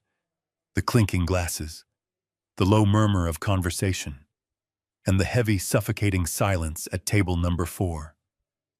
I was no longer in the past. I was standing at the bar holding my glass of water, watching the disaster unfold in real time. The waiter was still standing there holding the declined Visa card. He looked uncomfortable, shifting his weight from one foot to the other. "Sir, do you have another form of payment?" he asked softly. Ryan was staring at the card reader as if it were an alien device. His face was a mask of confusion that was rapidly crumbling into panic. He was sweating now. I could see the beads of perspiration forming on his upper lip. "This does not make sense," Ryan stammered. His voice was high and tight. "I just used this card yesterday. There is a limit of $50,000. Try it again. You must be doing it wrong." "I tried it 3 times, sir," the waiter said. "It is a hard decline. The bank says to confiscate the card." "Confiscate it," Ryan shouted. He snatched the card back from the waiter's hand. "You will do no such thing." Megan grabbed his arm. Her fingernails dug into his suit jacket. "Ryan," she hissed. "People are staring. Fix this. Use the Cayman card." Ryan froze. He looked at her with wide eyes. He couldn't use the Cayman card. Not here. Not in front of witnesses. That account was supposed to be a secret. That was their getaway money. "I cannot use that one," he whispered harshly. "Then use mine," Megan said. She ripped her clutch open and pulled out her platinum card. "Here, run this one. And add a 20% tip, just get us out of here." The waiter took Megan's card. He walked back to the machine. I watched his fingers tap the keys. I took a sip of water. It was the best water I had ever tasted. The machine beeped, a long, low tone that signaled failure. The waiter returned. He did not look apologetic anymore. He looked suspicious. "Declined, ma'am," he said. Megan dropped her fork. It clattered against the china plate. "What do you mean, declined?" she screeched. "That is my personal account. It has nothing to do with him. It appears all accounts linked to the Harrison name have been flagged," the waiter said. The business partners at the table were now fully standing. They were buttoning their jackets. They were checking their phones. The spell was broken. They saw Ryan not as the golden boy of finance, but as a fraud who couldn't pay for dinner. "Ryan, we are going to head out," one of the men said. "We can reschedule when things are more stable." "No, wait, sit down," Ryan pleaded. "It is just a bank error. My father messed up the accounts. He has dementia. He must have called the bank and said something crazy. He was still doing it. Even as his world collapsed, he was using me as his shield. He was blaming the man he robbed." He turned toward the bar. He saw me standing there. He saw that I was not looking at the floor. I was looking right at him. And for the first time, he saw the look in my eyes. It was not confusion. It was not fear. It was absolute cold clarity. He charged toward me. He knocked over a chair in his haste. He looked like a madman. "Dad," he yelled, "what did you do? What did you do to the accounts?" The entire restaurant fell silent. Every eye was on us. The successful son in his Italian suit screaming at his elderly father in a worn-out coat. I set my glass down on the bar counter. I did not flinch. I did not step back. I waited until he was right in front of me, until I could smell the fear on him. "I did nothing to your accounts, Ryan," I said calmly. My voice carried through the silent room. "I simply took back control of mine." He stared at me. His mouth opened and closed like a fish out of water. "What are you talking about?" he whispered. "You are senile. You do not know what you are doing. Give me the phone. Give me your wallet." I reached into my pocket, but I did not pull out the empty wallet he expected. I pulled out the burner phone. I held it up. "I know exactly what I am doing," I said. "I know about the house you sold. I know about the $18 million you moved to the Cayman Islands. I know about the tickets to Dubai. And I know about the room at the state asylum where you planned to dump me tonight." Megan had come up behind him. She heard the last part. Her face went white. She looked like she was going to faint. You know," she stammered. I looked at her. I looked at the diamond necklace she was wearing. "I know everything, Megan," I said. "And so does the judge who signed the freeze order at 5 o'clock today. You are not going to Dubai. You are not going anywhere." Ryan lunged for the phone. "Give me that," he screamed. But before he could touch me, a heavy hand landed on his shoulder. It was the restaurant manager. And behind him stood two men in dark suits who had just walked in through the front door. They were not smiling. "Mr. Harrison," the manager said, "I think you need to step back." Ryan spun around. "Do not touch me. This old man is crazy. He is lying." The two men in suits stepped forward. One of them pulled out a badge. Ryan Harrison, the officer said. Megan Harrison, you are both under arrest. The trap was perfect. The audience was watching, and the curtain was finally coming down. The silence in the restaurant was not empty. It was heavy. It was a physical weight that pressed down on every single person in the room. The clatter of silverware had stopped. The music seemed to have faded into the background. All that remained was the heavy breathing of my son standing before me. His chest was heaving beneath his expensive navy suit. His face was a map of panic and rage. The veins in his neck were bulging like cords of rope. He looked at me, and for the first time in his life, he did not see his father. He saw an obstacle. He saw a glitch in his perfect matrix. He screamed at me again. His voice cracked with the strain of it. It was a sound I had never heard from him before. It was the sound of a spoiled child realizing the toy store was closed. What the hell are you doing, Dad? Give me the cards. Give me the wallet. Stop this madness right now before I have you committed tonight. He reached for me. His hand was a claw. He intended to grab my lapel to shake the obedience back into me. He expected me to flinch. He expected the old man to cower and apologize and hand over the plastic that fueled his delusions of grandeur. But I did not flinch. I stood up. I did not stand up like a 70-year-old man with a bad hip. I did not stand up like a confused geriatric patient. I stood up with the smooth, controlled power of a man who had spent 40 years building skyscrapers and bridges. I straightened my spine. I seemed to grow 3 inches in height. The slouch was gone. The tremors were gone. The vacant look in my eyes vanished, replaced by a gaze that was sharp and cold as steel. I brushed his hand away. I did not hit him. I simply swatted his hand aside as if it were a fly. The gesture was dismissive. It was the action of a parent correcting a petulant child.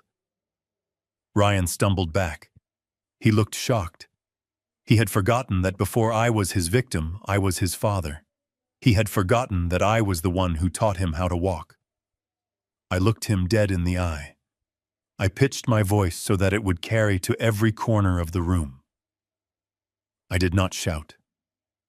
Shouting is for the weak. I spoke with the absolute authority of the truth. That is not your card, Ryan. The words hung in the air. That is my card. It is linked to my life savings. The money I worked 40 years to earn. The money you and your wife have been draining like parasites for the last 3 months. Ryan turned pale. He looked around at his guests. He tried to laugh, but it came out as a choke. Don't listen to him, he stammered, addressing the investors. He is having an episode. He thinks he is still working. He is confused. Dad, sit down. You are embarrassing yourself. I did not sit down. I stepped out from behind the small service table. I walked into the center of the room. I was now standing in the light of the chandelier. I turned to the table where his business partners sat. These were men who respected money, men who respected power. Gentlemen, I said. My voice was steady and deep. My son told you I have dementia. He told you I am a burden. He told you he is a self-made man investing his own capital. I reached into my pocket and pulled out the burner phone. I held it up like a piece of evidence in a courtroom. The truth is, my son is a fraud. He has not earned a dime in 10 years. The capital he is boasting about is my retirement fund. The house he lives in is paid for by the sale of my home in Boston. And the lifestyle he and his wife enjoy is funded by stealing from a grieving widower. Liar, Megan screamed. She jumped up from her chair. Her face was twisted into a mask of pure hatred. The beautiful socialite was gone. In her place was a cornered animal. Shut up, old man, she shrieked. You are lying. You are sick in the head. Ryan, call the doctors.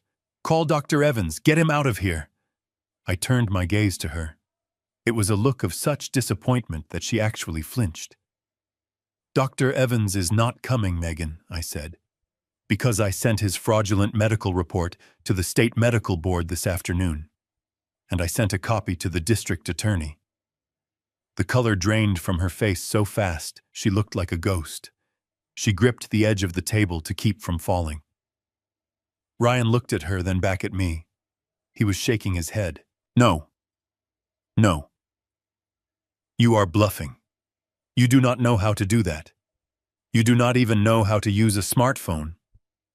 I smiled. It was a cold, humorless smile. I am a chief engineer, Ryan. I was writing code when you were still in diapers. Did you really think that because I grieve for your mother, I had lost my mind? Did you think I was stupid? I took a step closer to him. He shrank back. I know about the account in the Cayman Islands, Ryan. Account number 74229. I know about the $500,000 you transferred last night. I know about the one-way tickets to Dubai on Emirates Flight 202 departing tomorrow morning. Ryan's knees gave out. He grabbed the back of a chair to support himself. The guests gasped.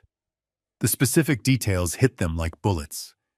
They knew this was not the rambling of a senile man. This was the recitation of a criminal indictment. But I was not done. I had one more blow to deliver. The hardest one. And I know your plan for tonight, Ryan. I let the silence stretch. I wanted him to feel it. You were not going to take me home after this dinner. You were going to drive me to the South Side. You were going to use a fake diagnosis to have me involuntarily committed to a state asylum. You were going to lock your own father in a cage so you could fly to the beach and drink champagne with my money. A murmur of horror rippled through the room. The investors looked at Ryan with pure disgust. One of them, the man who had been drinking the expensive wine, stood up. He threw his napkin on the table. Is this true, Harrison? The man asked, his voice dripping with contempt. Were you going to lock up your father? Ryan tried to speak. It is complicated. He needs help. It was for his own good. It was for your greed, I interrupted. It was because you are too weak to work and too cruel to love. You are not a businessman, Ryan. You are a thief, and you are a disappointment to the name Harrison. That broke him. The humiliation was total. He looked around the room and saw no allies. He saw only judgment. He saw the end of his social life, the end of his career, the end of his freedom. Megan let out a guttural scream. She lost all control. She grabbed a steak knife from the table. It was a silver knife, heavy and sharp. You ruined everything, she screamed. You miserable old leech! I will kill you! She lunged at me. She moved fast, fueled by the adrenaline of a narcissist who had lost her supply. She raised the knife. I did not move. I did not have to. Before she could take 2 steps, a large hand grabbed her wrist.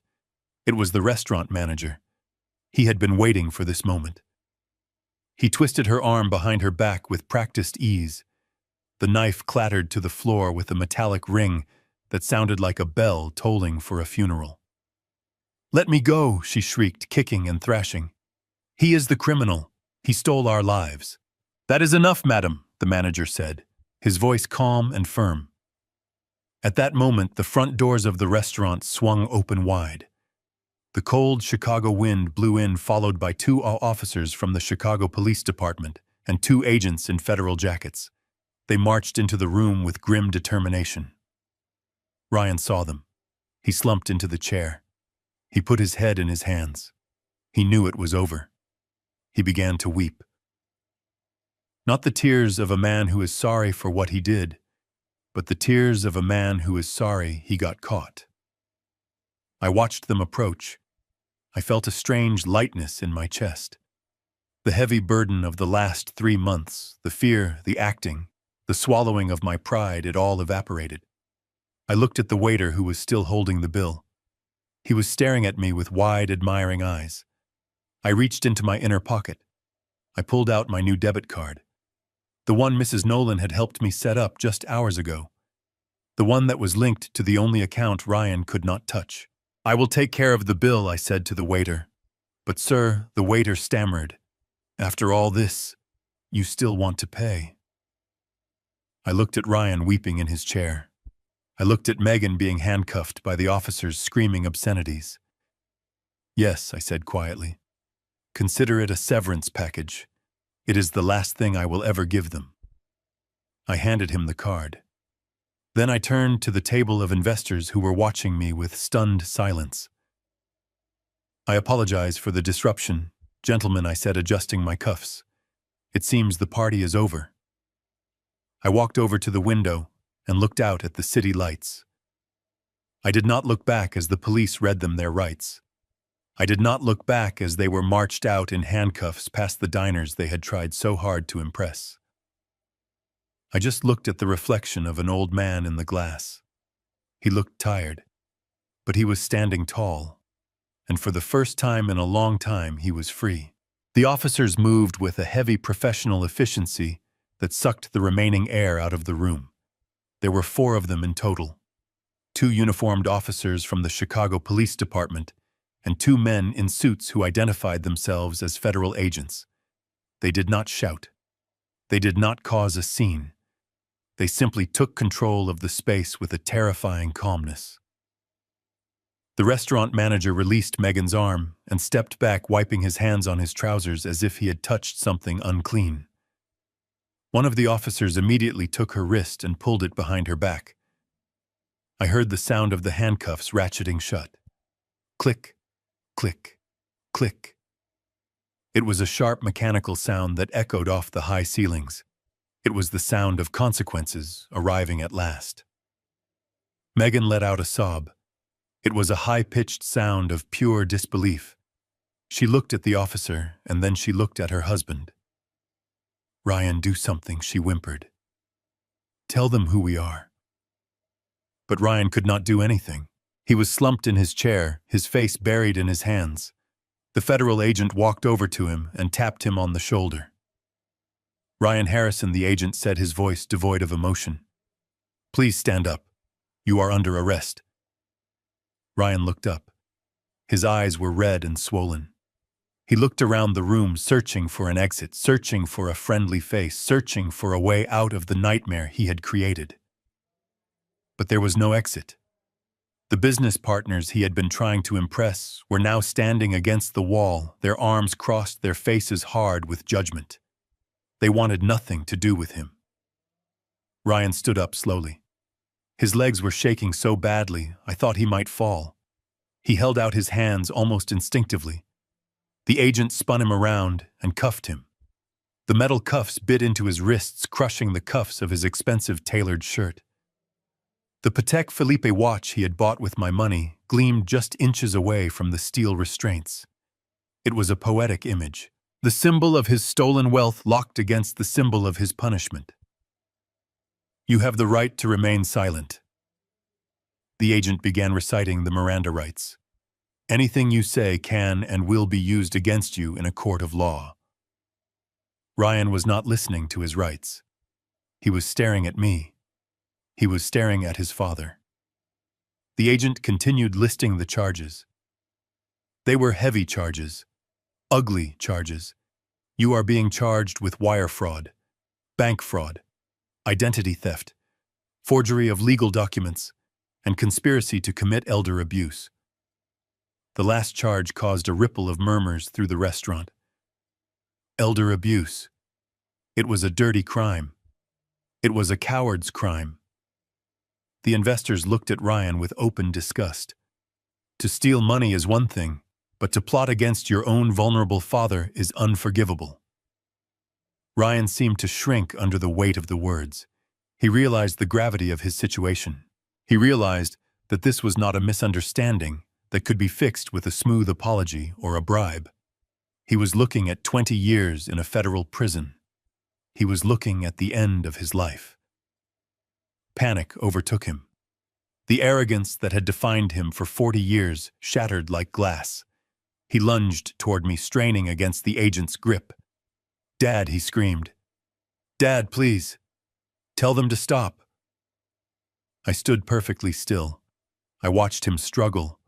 I watched the snot running down his nose. I watched the tears streaming down his cheeks. He looked pathetic. He looked like a child who had broken a vase and was afraid of a spanking. But he had broken much more than a vase. He had broken a family. Dad, look at me, he pleaded, his voice cracking. It is me. It is Ryan. I am your son. You cannot let them take me. I am your flesh and blood. The agent pulled him back. Easy, Mr. Harrison. Do not make this harder than it needs to be. Ryan ignored him. He kept his eyes locked on mine. He was begging now. Dad, I am sorry, okay? I am sorry about the money. We will give it back. Just tell them it was a mistake. Tell them you gave us permission. Please, Dad. You cannot send your own son to prison. It will kill me. I cannot survive in there. He was crying openly now, loud, ugly sobs that racked his body. I am your boy, Dad. Remember, you used to take me to baseball games. You used to carry me on your shoulders. You love me. I know you love me. Please, do not do this. The room waited for my answer. They waited to see if the old man would crack. They waited to see if the bond of blood was stronger than the sin of betrayal. I felt an ache in my chest. It was a sharp, physical pain. He was right.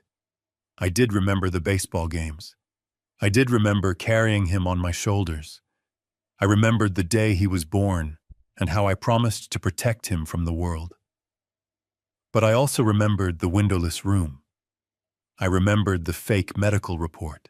I remembered the conversation I heard at 2 a.m. when he laughed about locking me away in an asylum so he could go to the beach. I looked at him.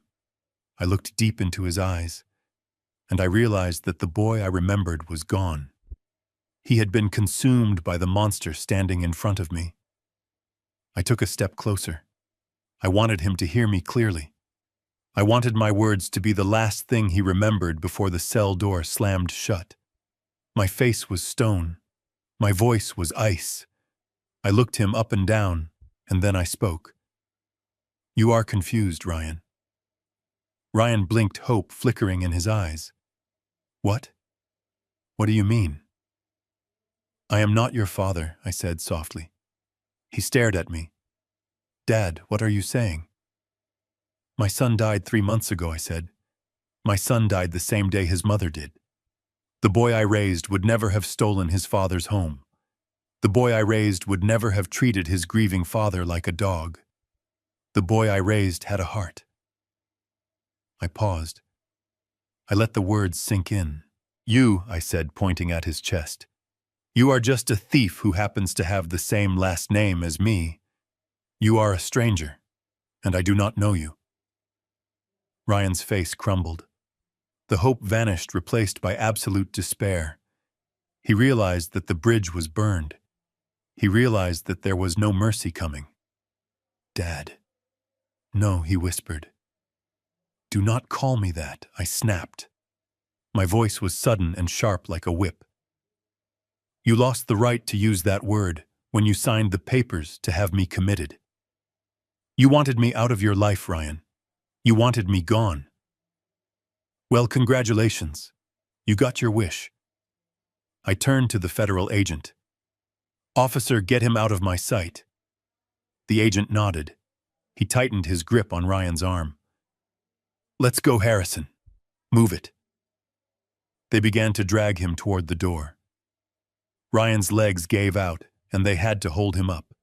He was wailing now, a low, mournful sound of regret.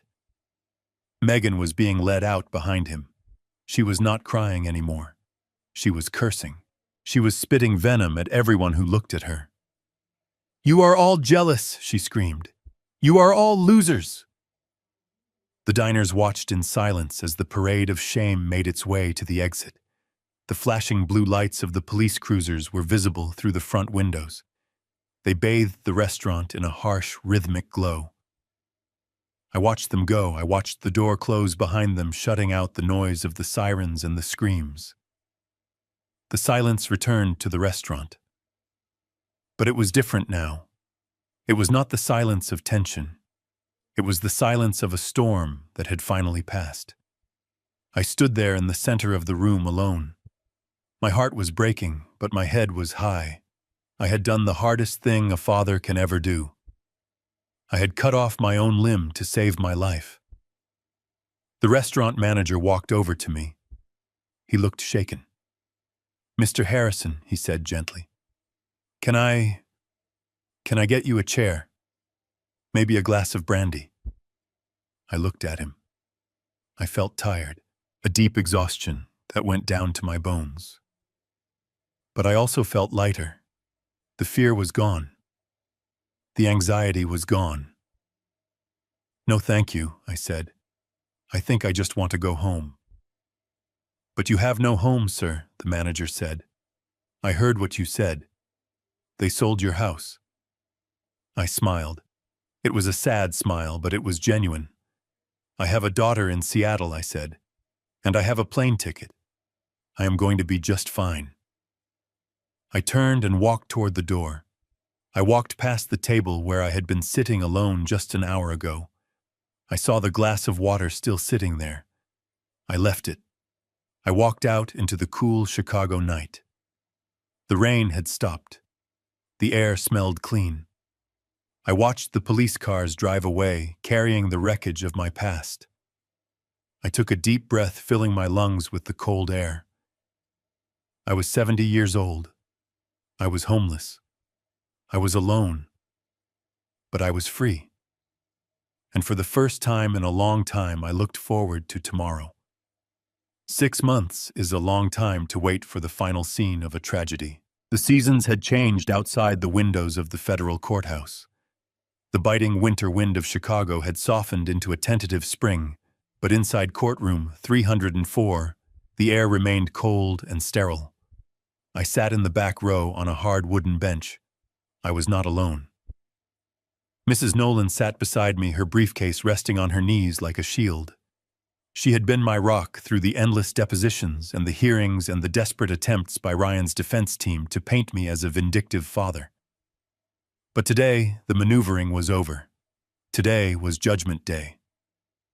When the bailiff announced the arrival of the honorable judge, everyone stood up. The silence was absolute. Then the side door opened, and they brought the defendants in. I had not seen Ryan or Megan since that night at the restaurant. I had seen their mugshots on the news, of course. I had seen the sketches from the courtroom artist. But seeing them in the flesh was different. They looked smaller. They looked like rough sketches of the people they used to be.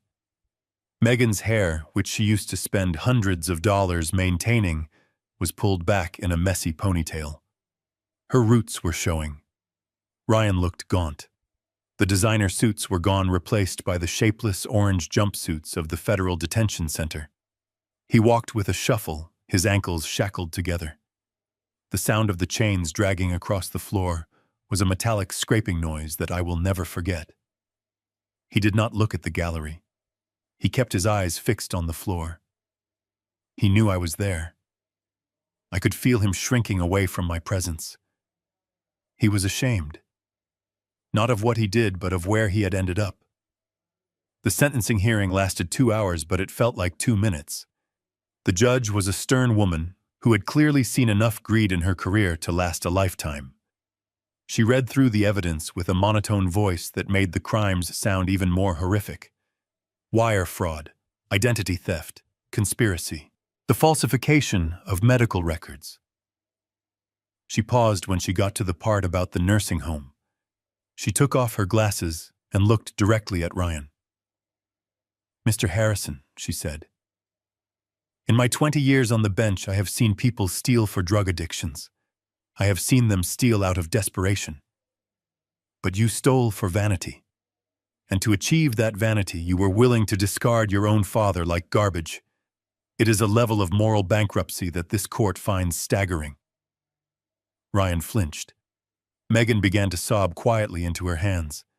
The judge put her glasses back on. "Ryan Harrison, I sentence you to 120 months in a federal correctional institution. 10 years. Megan let out a gasp. Megan Harrison, for your role as an active co-conspirator, I sentence you to 84 months, 7 years. The gavel came down. It was a sharp, final sound. It was the sound of a book closing. The assets were ordered to be returned. The penthouse had already been seized and sold. The accounts in the Cayman Islands had been repatriated. After the lawyers took their fees and the fines were paid, I would get back most of what they had stolen. I was rich again. But as I watched the marshals lead my son away in chains, I felt remarkably poor. I did not celebrate. There was no joy in sending my own flesh and blood to prison. There was only relief. The kind of relief you feel when a long, painful surgery is finally over. You are still in pain, but you know the healing can begin. I thought that would be the end of it. I thought I would walk out of that courthouse and never look back. But there was one loose thread, one question that kept keeping me awake at night. I needed to know if he understood. I needed to know if somewhere beneath the layers of narcissism and greed, the boy I raised still existed. So a week later, I drove to the federal prison in downstate Illinois. The facility was a fortress of gray concrete and razor wire rising out of the flat cornfields. It looked like a tomb for the living. I went through the security checks. I emptied my pockets. I walked through the metal detectors. The air inside smelled of bleach and industrial floor wax. It was the smell of institutionalized misery. I sat in the visitation room on a metal stool bolted to the floor. A thick pane of glass separated me from the empty chair on the other side. I waited. 10 minutes later, the door on the far side opened. A guard led Ryan in. He looked different even after just a week. His head had been shaved. His skin was sallow. He sat down and picked up the black telephone receiver. He looked at me through the glass. His eyes were dark and hollow, but as soon as he saw my face, I saw the spark. It was not a spark of remorse. It was a spark of anger. I picked up my phone. "Hello, Ryan," I said. He did not say hello. He leaned forward, his breath fogging up the glass. "Are you happy now?" he hissed. His voice sounded tinny and distorted through the phone line. I looked at him calmly. "I am not happy, Ryan. No father is happy to see his son in a cage." "Then why did you do it?" he snapped. "Why did you not just take the plea deal? Why did you have to testify? You could have asked for leniency. You could have told them I was young and stupid, but you sat there and you let them bury me." I listened to him, and I felt a strange sensation. For months I had felt anger. I had felt betrayal. I had felt grief. But now, sitting inches away from him, I felt nothing. The emotional cord that connects a parent to a child had finally snapped. I was looking at a stranger who happened to have my eyes and my nose but none of my soul. "I did it because you broke the law, Ryan," I said. "And because you tried to erase me. You didn't just want my money. You wanted my life. You wanted to put me in a hole so you could forget I existed." "It was just a nursing home, Dad," he argued, his voice rising. "It wasn't a prison. You make it sound like I was going to kill you. I just wanted to live my life. I deserved that money. I worked for you. I was your son. I was supposed to inherit it anyway. I just took an advance." He was still doing it. He was still justifying it. He truly believed he was the victim. He believed that my money was his birthright, and that I was selfish for holding on to it. I shook my head slowly. "You deserved nothing, Ryan. Inheritance is a gift, not a debt. And you don't get a reward for breathing. You get a reward for building something. You built nothing. You only destroyed." Ryan slammed his fist against the counter. The guard behind him took a step forward, his hand resting on his baton. Ryan flinched and lowered his voice. "So that is it, huh? You came here to lecture me. You came here to gloat. Well, go ahead. Enjoy your millions, Dad. You are going to die alone. You have no one. Megan hates you. I hate you. You will rot in that big empty house and no one will care. I looked at his face contorted with spite. I realized then that I had come here looking for my son, but my son had died a long time ago.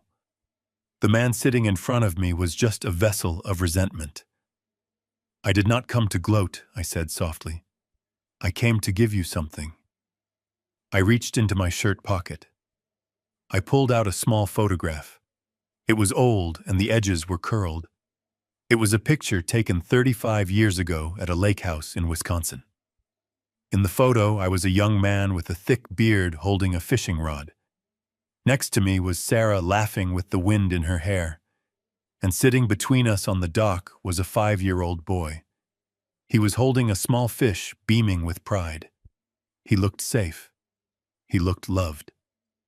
I pressed the photo against the glass. Ryan looked at it. For a second, the anger faltered. He stared at the image of the little boy he used to be. He stared at his mother's smile. That was the family you had, I said. That was the love you threw away for a first-class ticket and a watch. Ryan looked away. He could not look at the photo. Take it away, he whispered. I am leaving it with the guard, I said. You can put it on your cell wall. Or you can tear it up. It does not matter to me anymore. I stood up. My knees didn't ache. My back was straight. Ryan looked up at me, panic rising in his eyes again. Wait.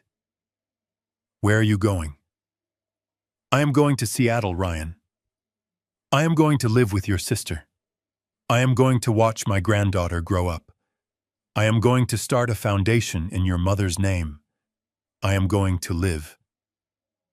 But you will come back, right? You will visit.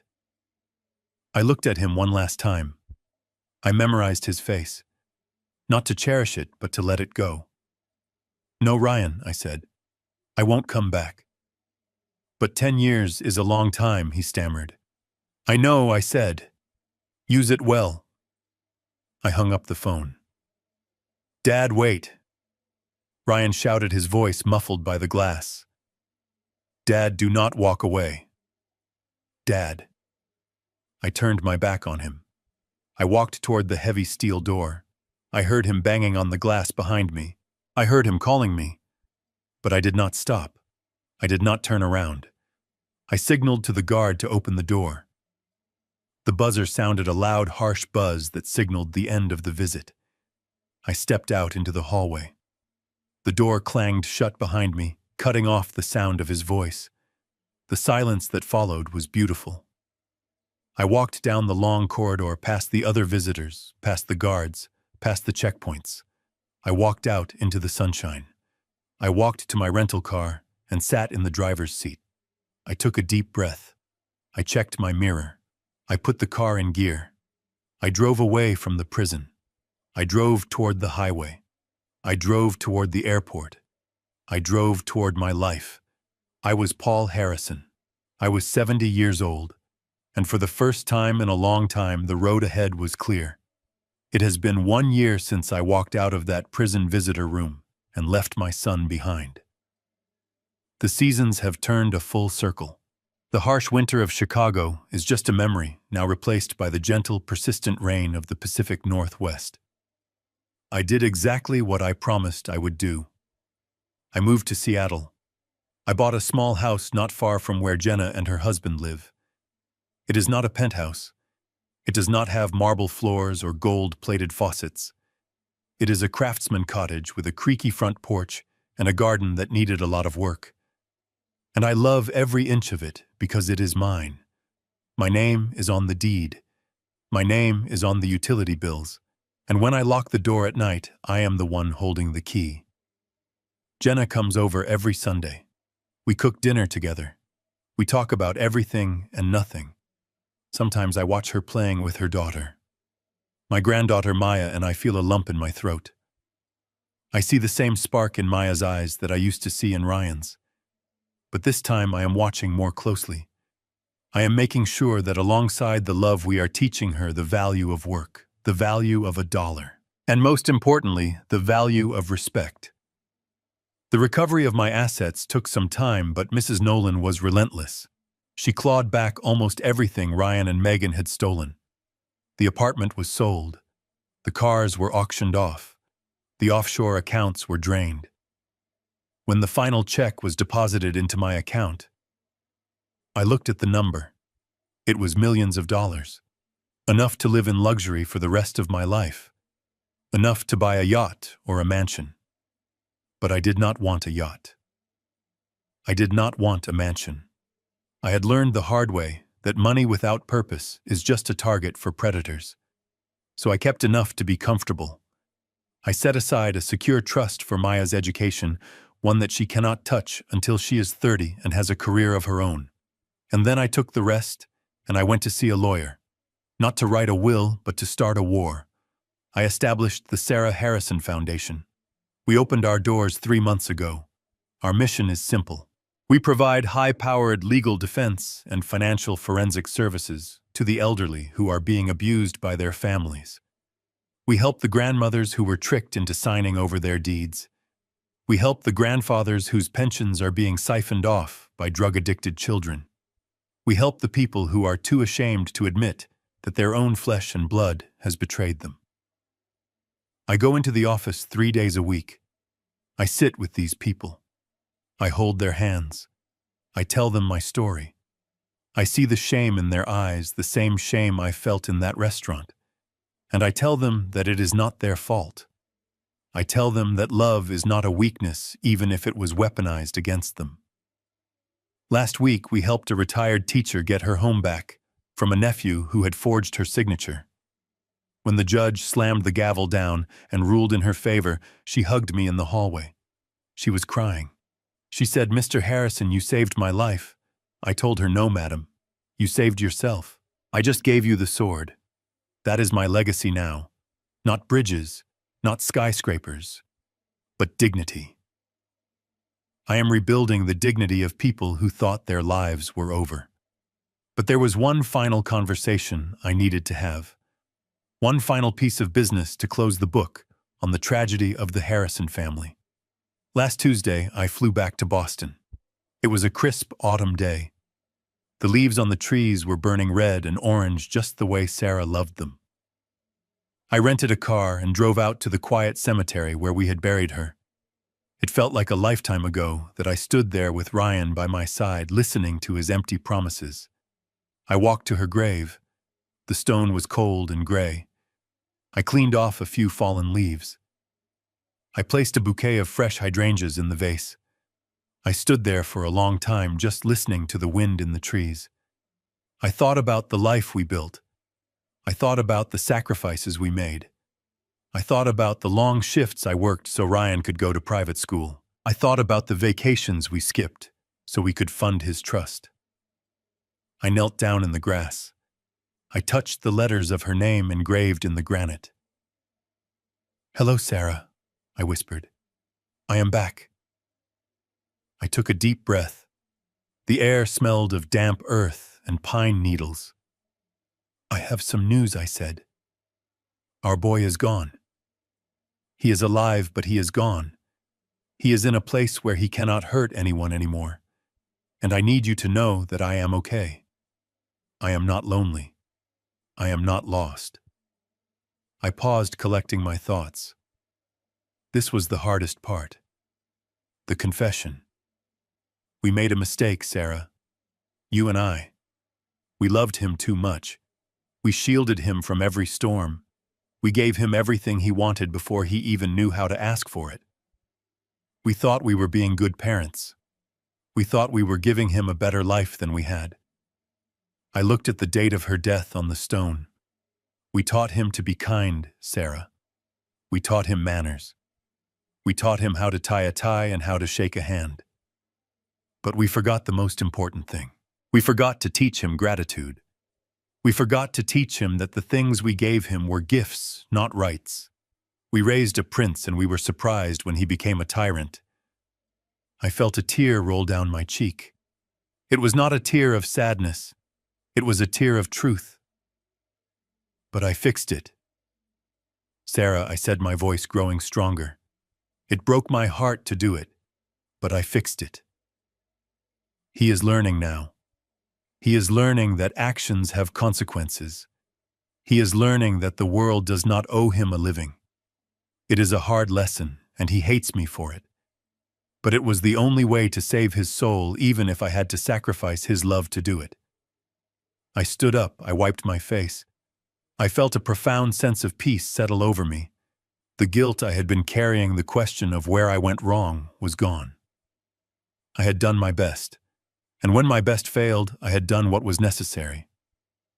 I looked at the headstone one last time. Rest easy, my love. I will see you again one day. But not yet. I have too much work to do. I walked back to the car. I drove to the airport. I flew back to Seattle, back to my garden, back to my daughter, back to my life. And now I am talking to you, the person listening to this story. Maybe you are sitting in your car. Maybe you are in your kitchen. Maybe you are lying in bed, worrying about your own children, worrying about your own future. I want you to listen to me closely. Love your family. Cherish them. Give them your time. Give them your heart. But never ever give them the keys to your existence. Do not sign over your house just because you are afraid of being alone. Do not hand over your bank accounts just because you are tired of balancing the checkbook. Do not let anyone tell you that you are too old or too slow or too confused to manage your own destiny. Your dignity is the most valuable asset you own. It is worth more than any house, more than any bank account. Guard it. Protect it. And if someone tries to take it from you, whether it is a stranger or your own son, you fight back. You stand up. You look them in the eye. And you remind them who you are. My name is Paul Harrison. I am 71 years old. I am a father. I am a survivor. And I am finally free. If this story spoke to you, please share it. You never know who needs to hear it. You never know who is sitting in a windowless room waiting for permission to fight back. Tell them they are not alone. Tell them the door is not locked. They just have to turn the handle. Thank you for listening. From Seattle, with love and respect. This is Paul signing off.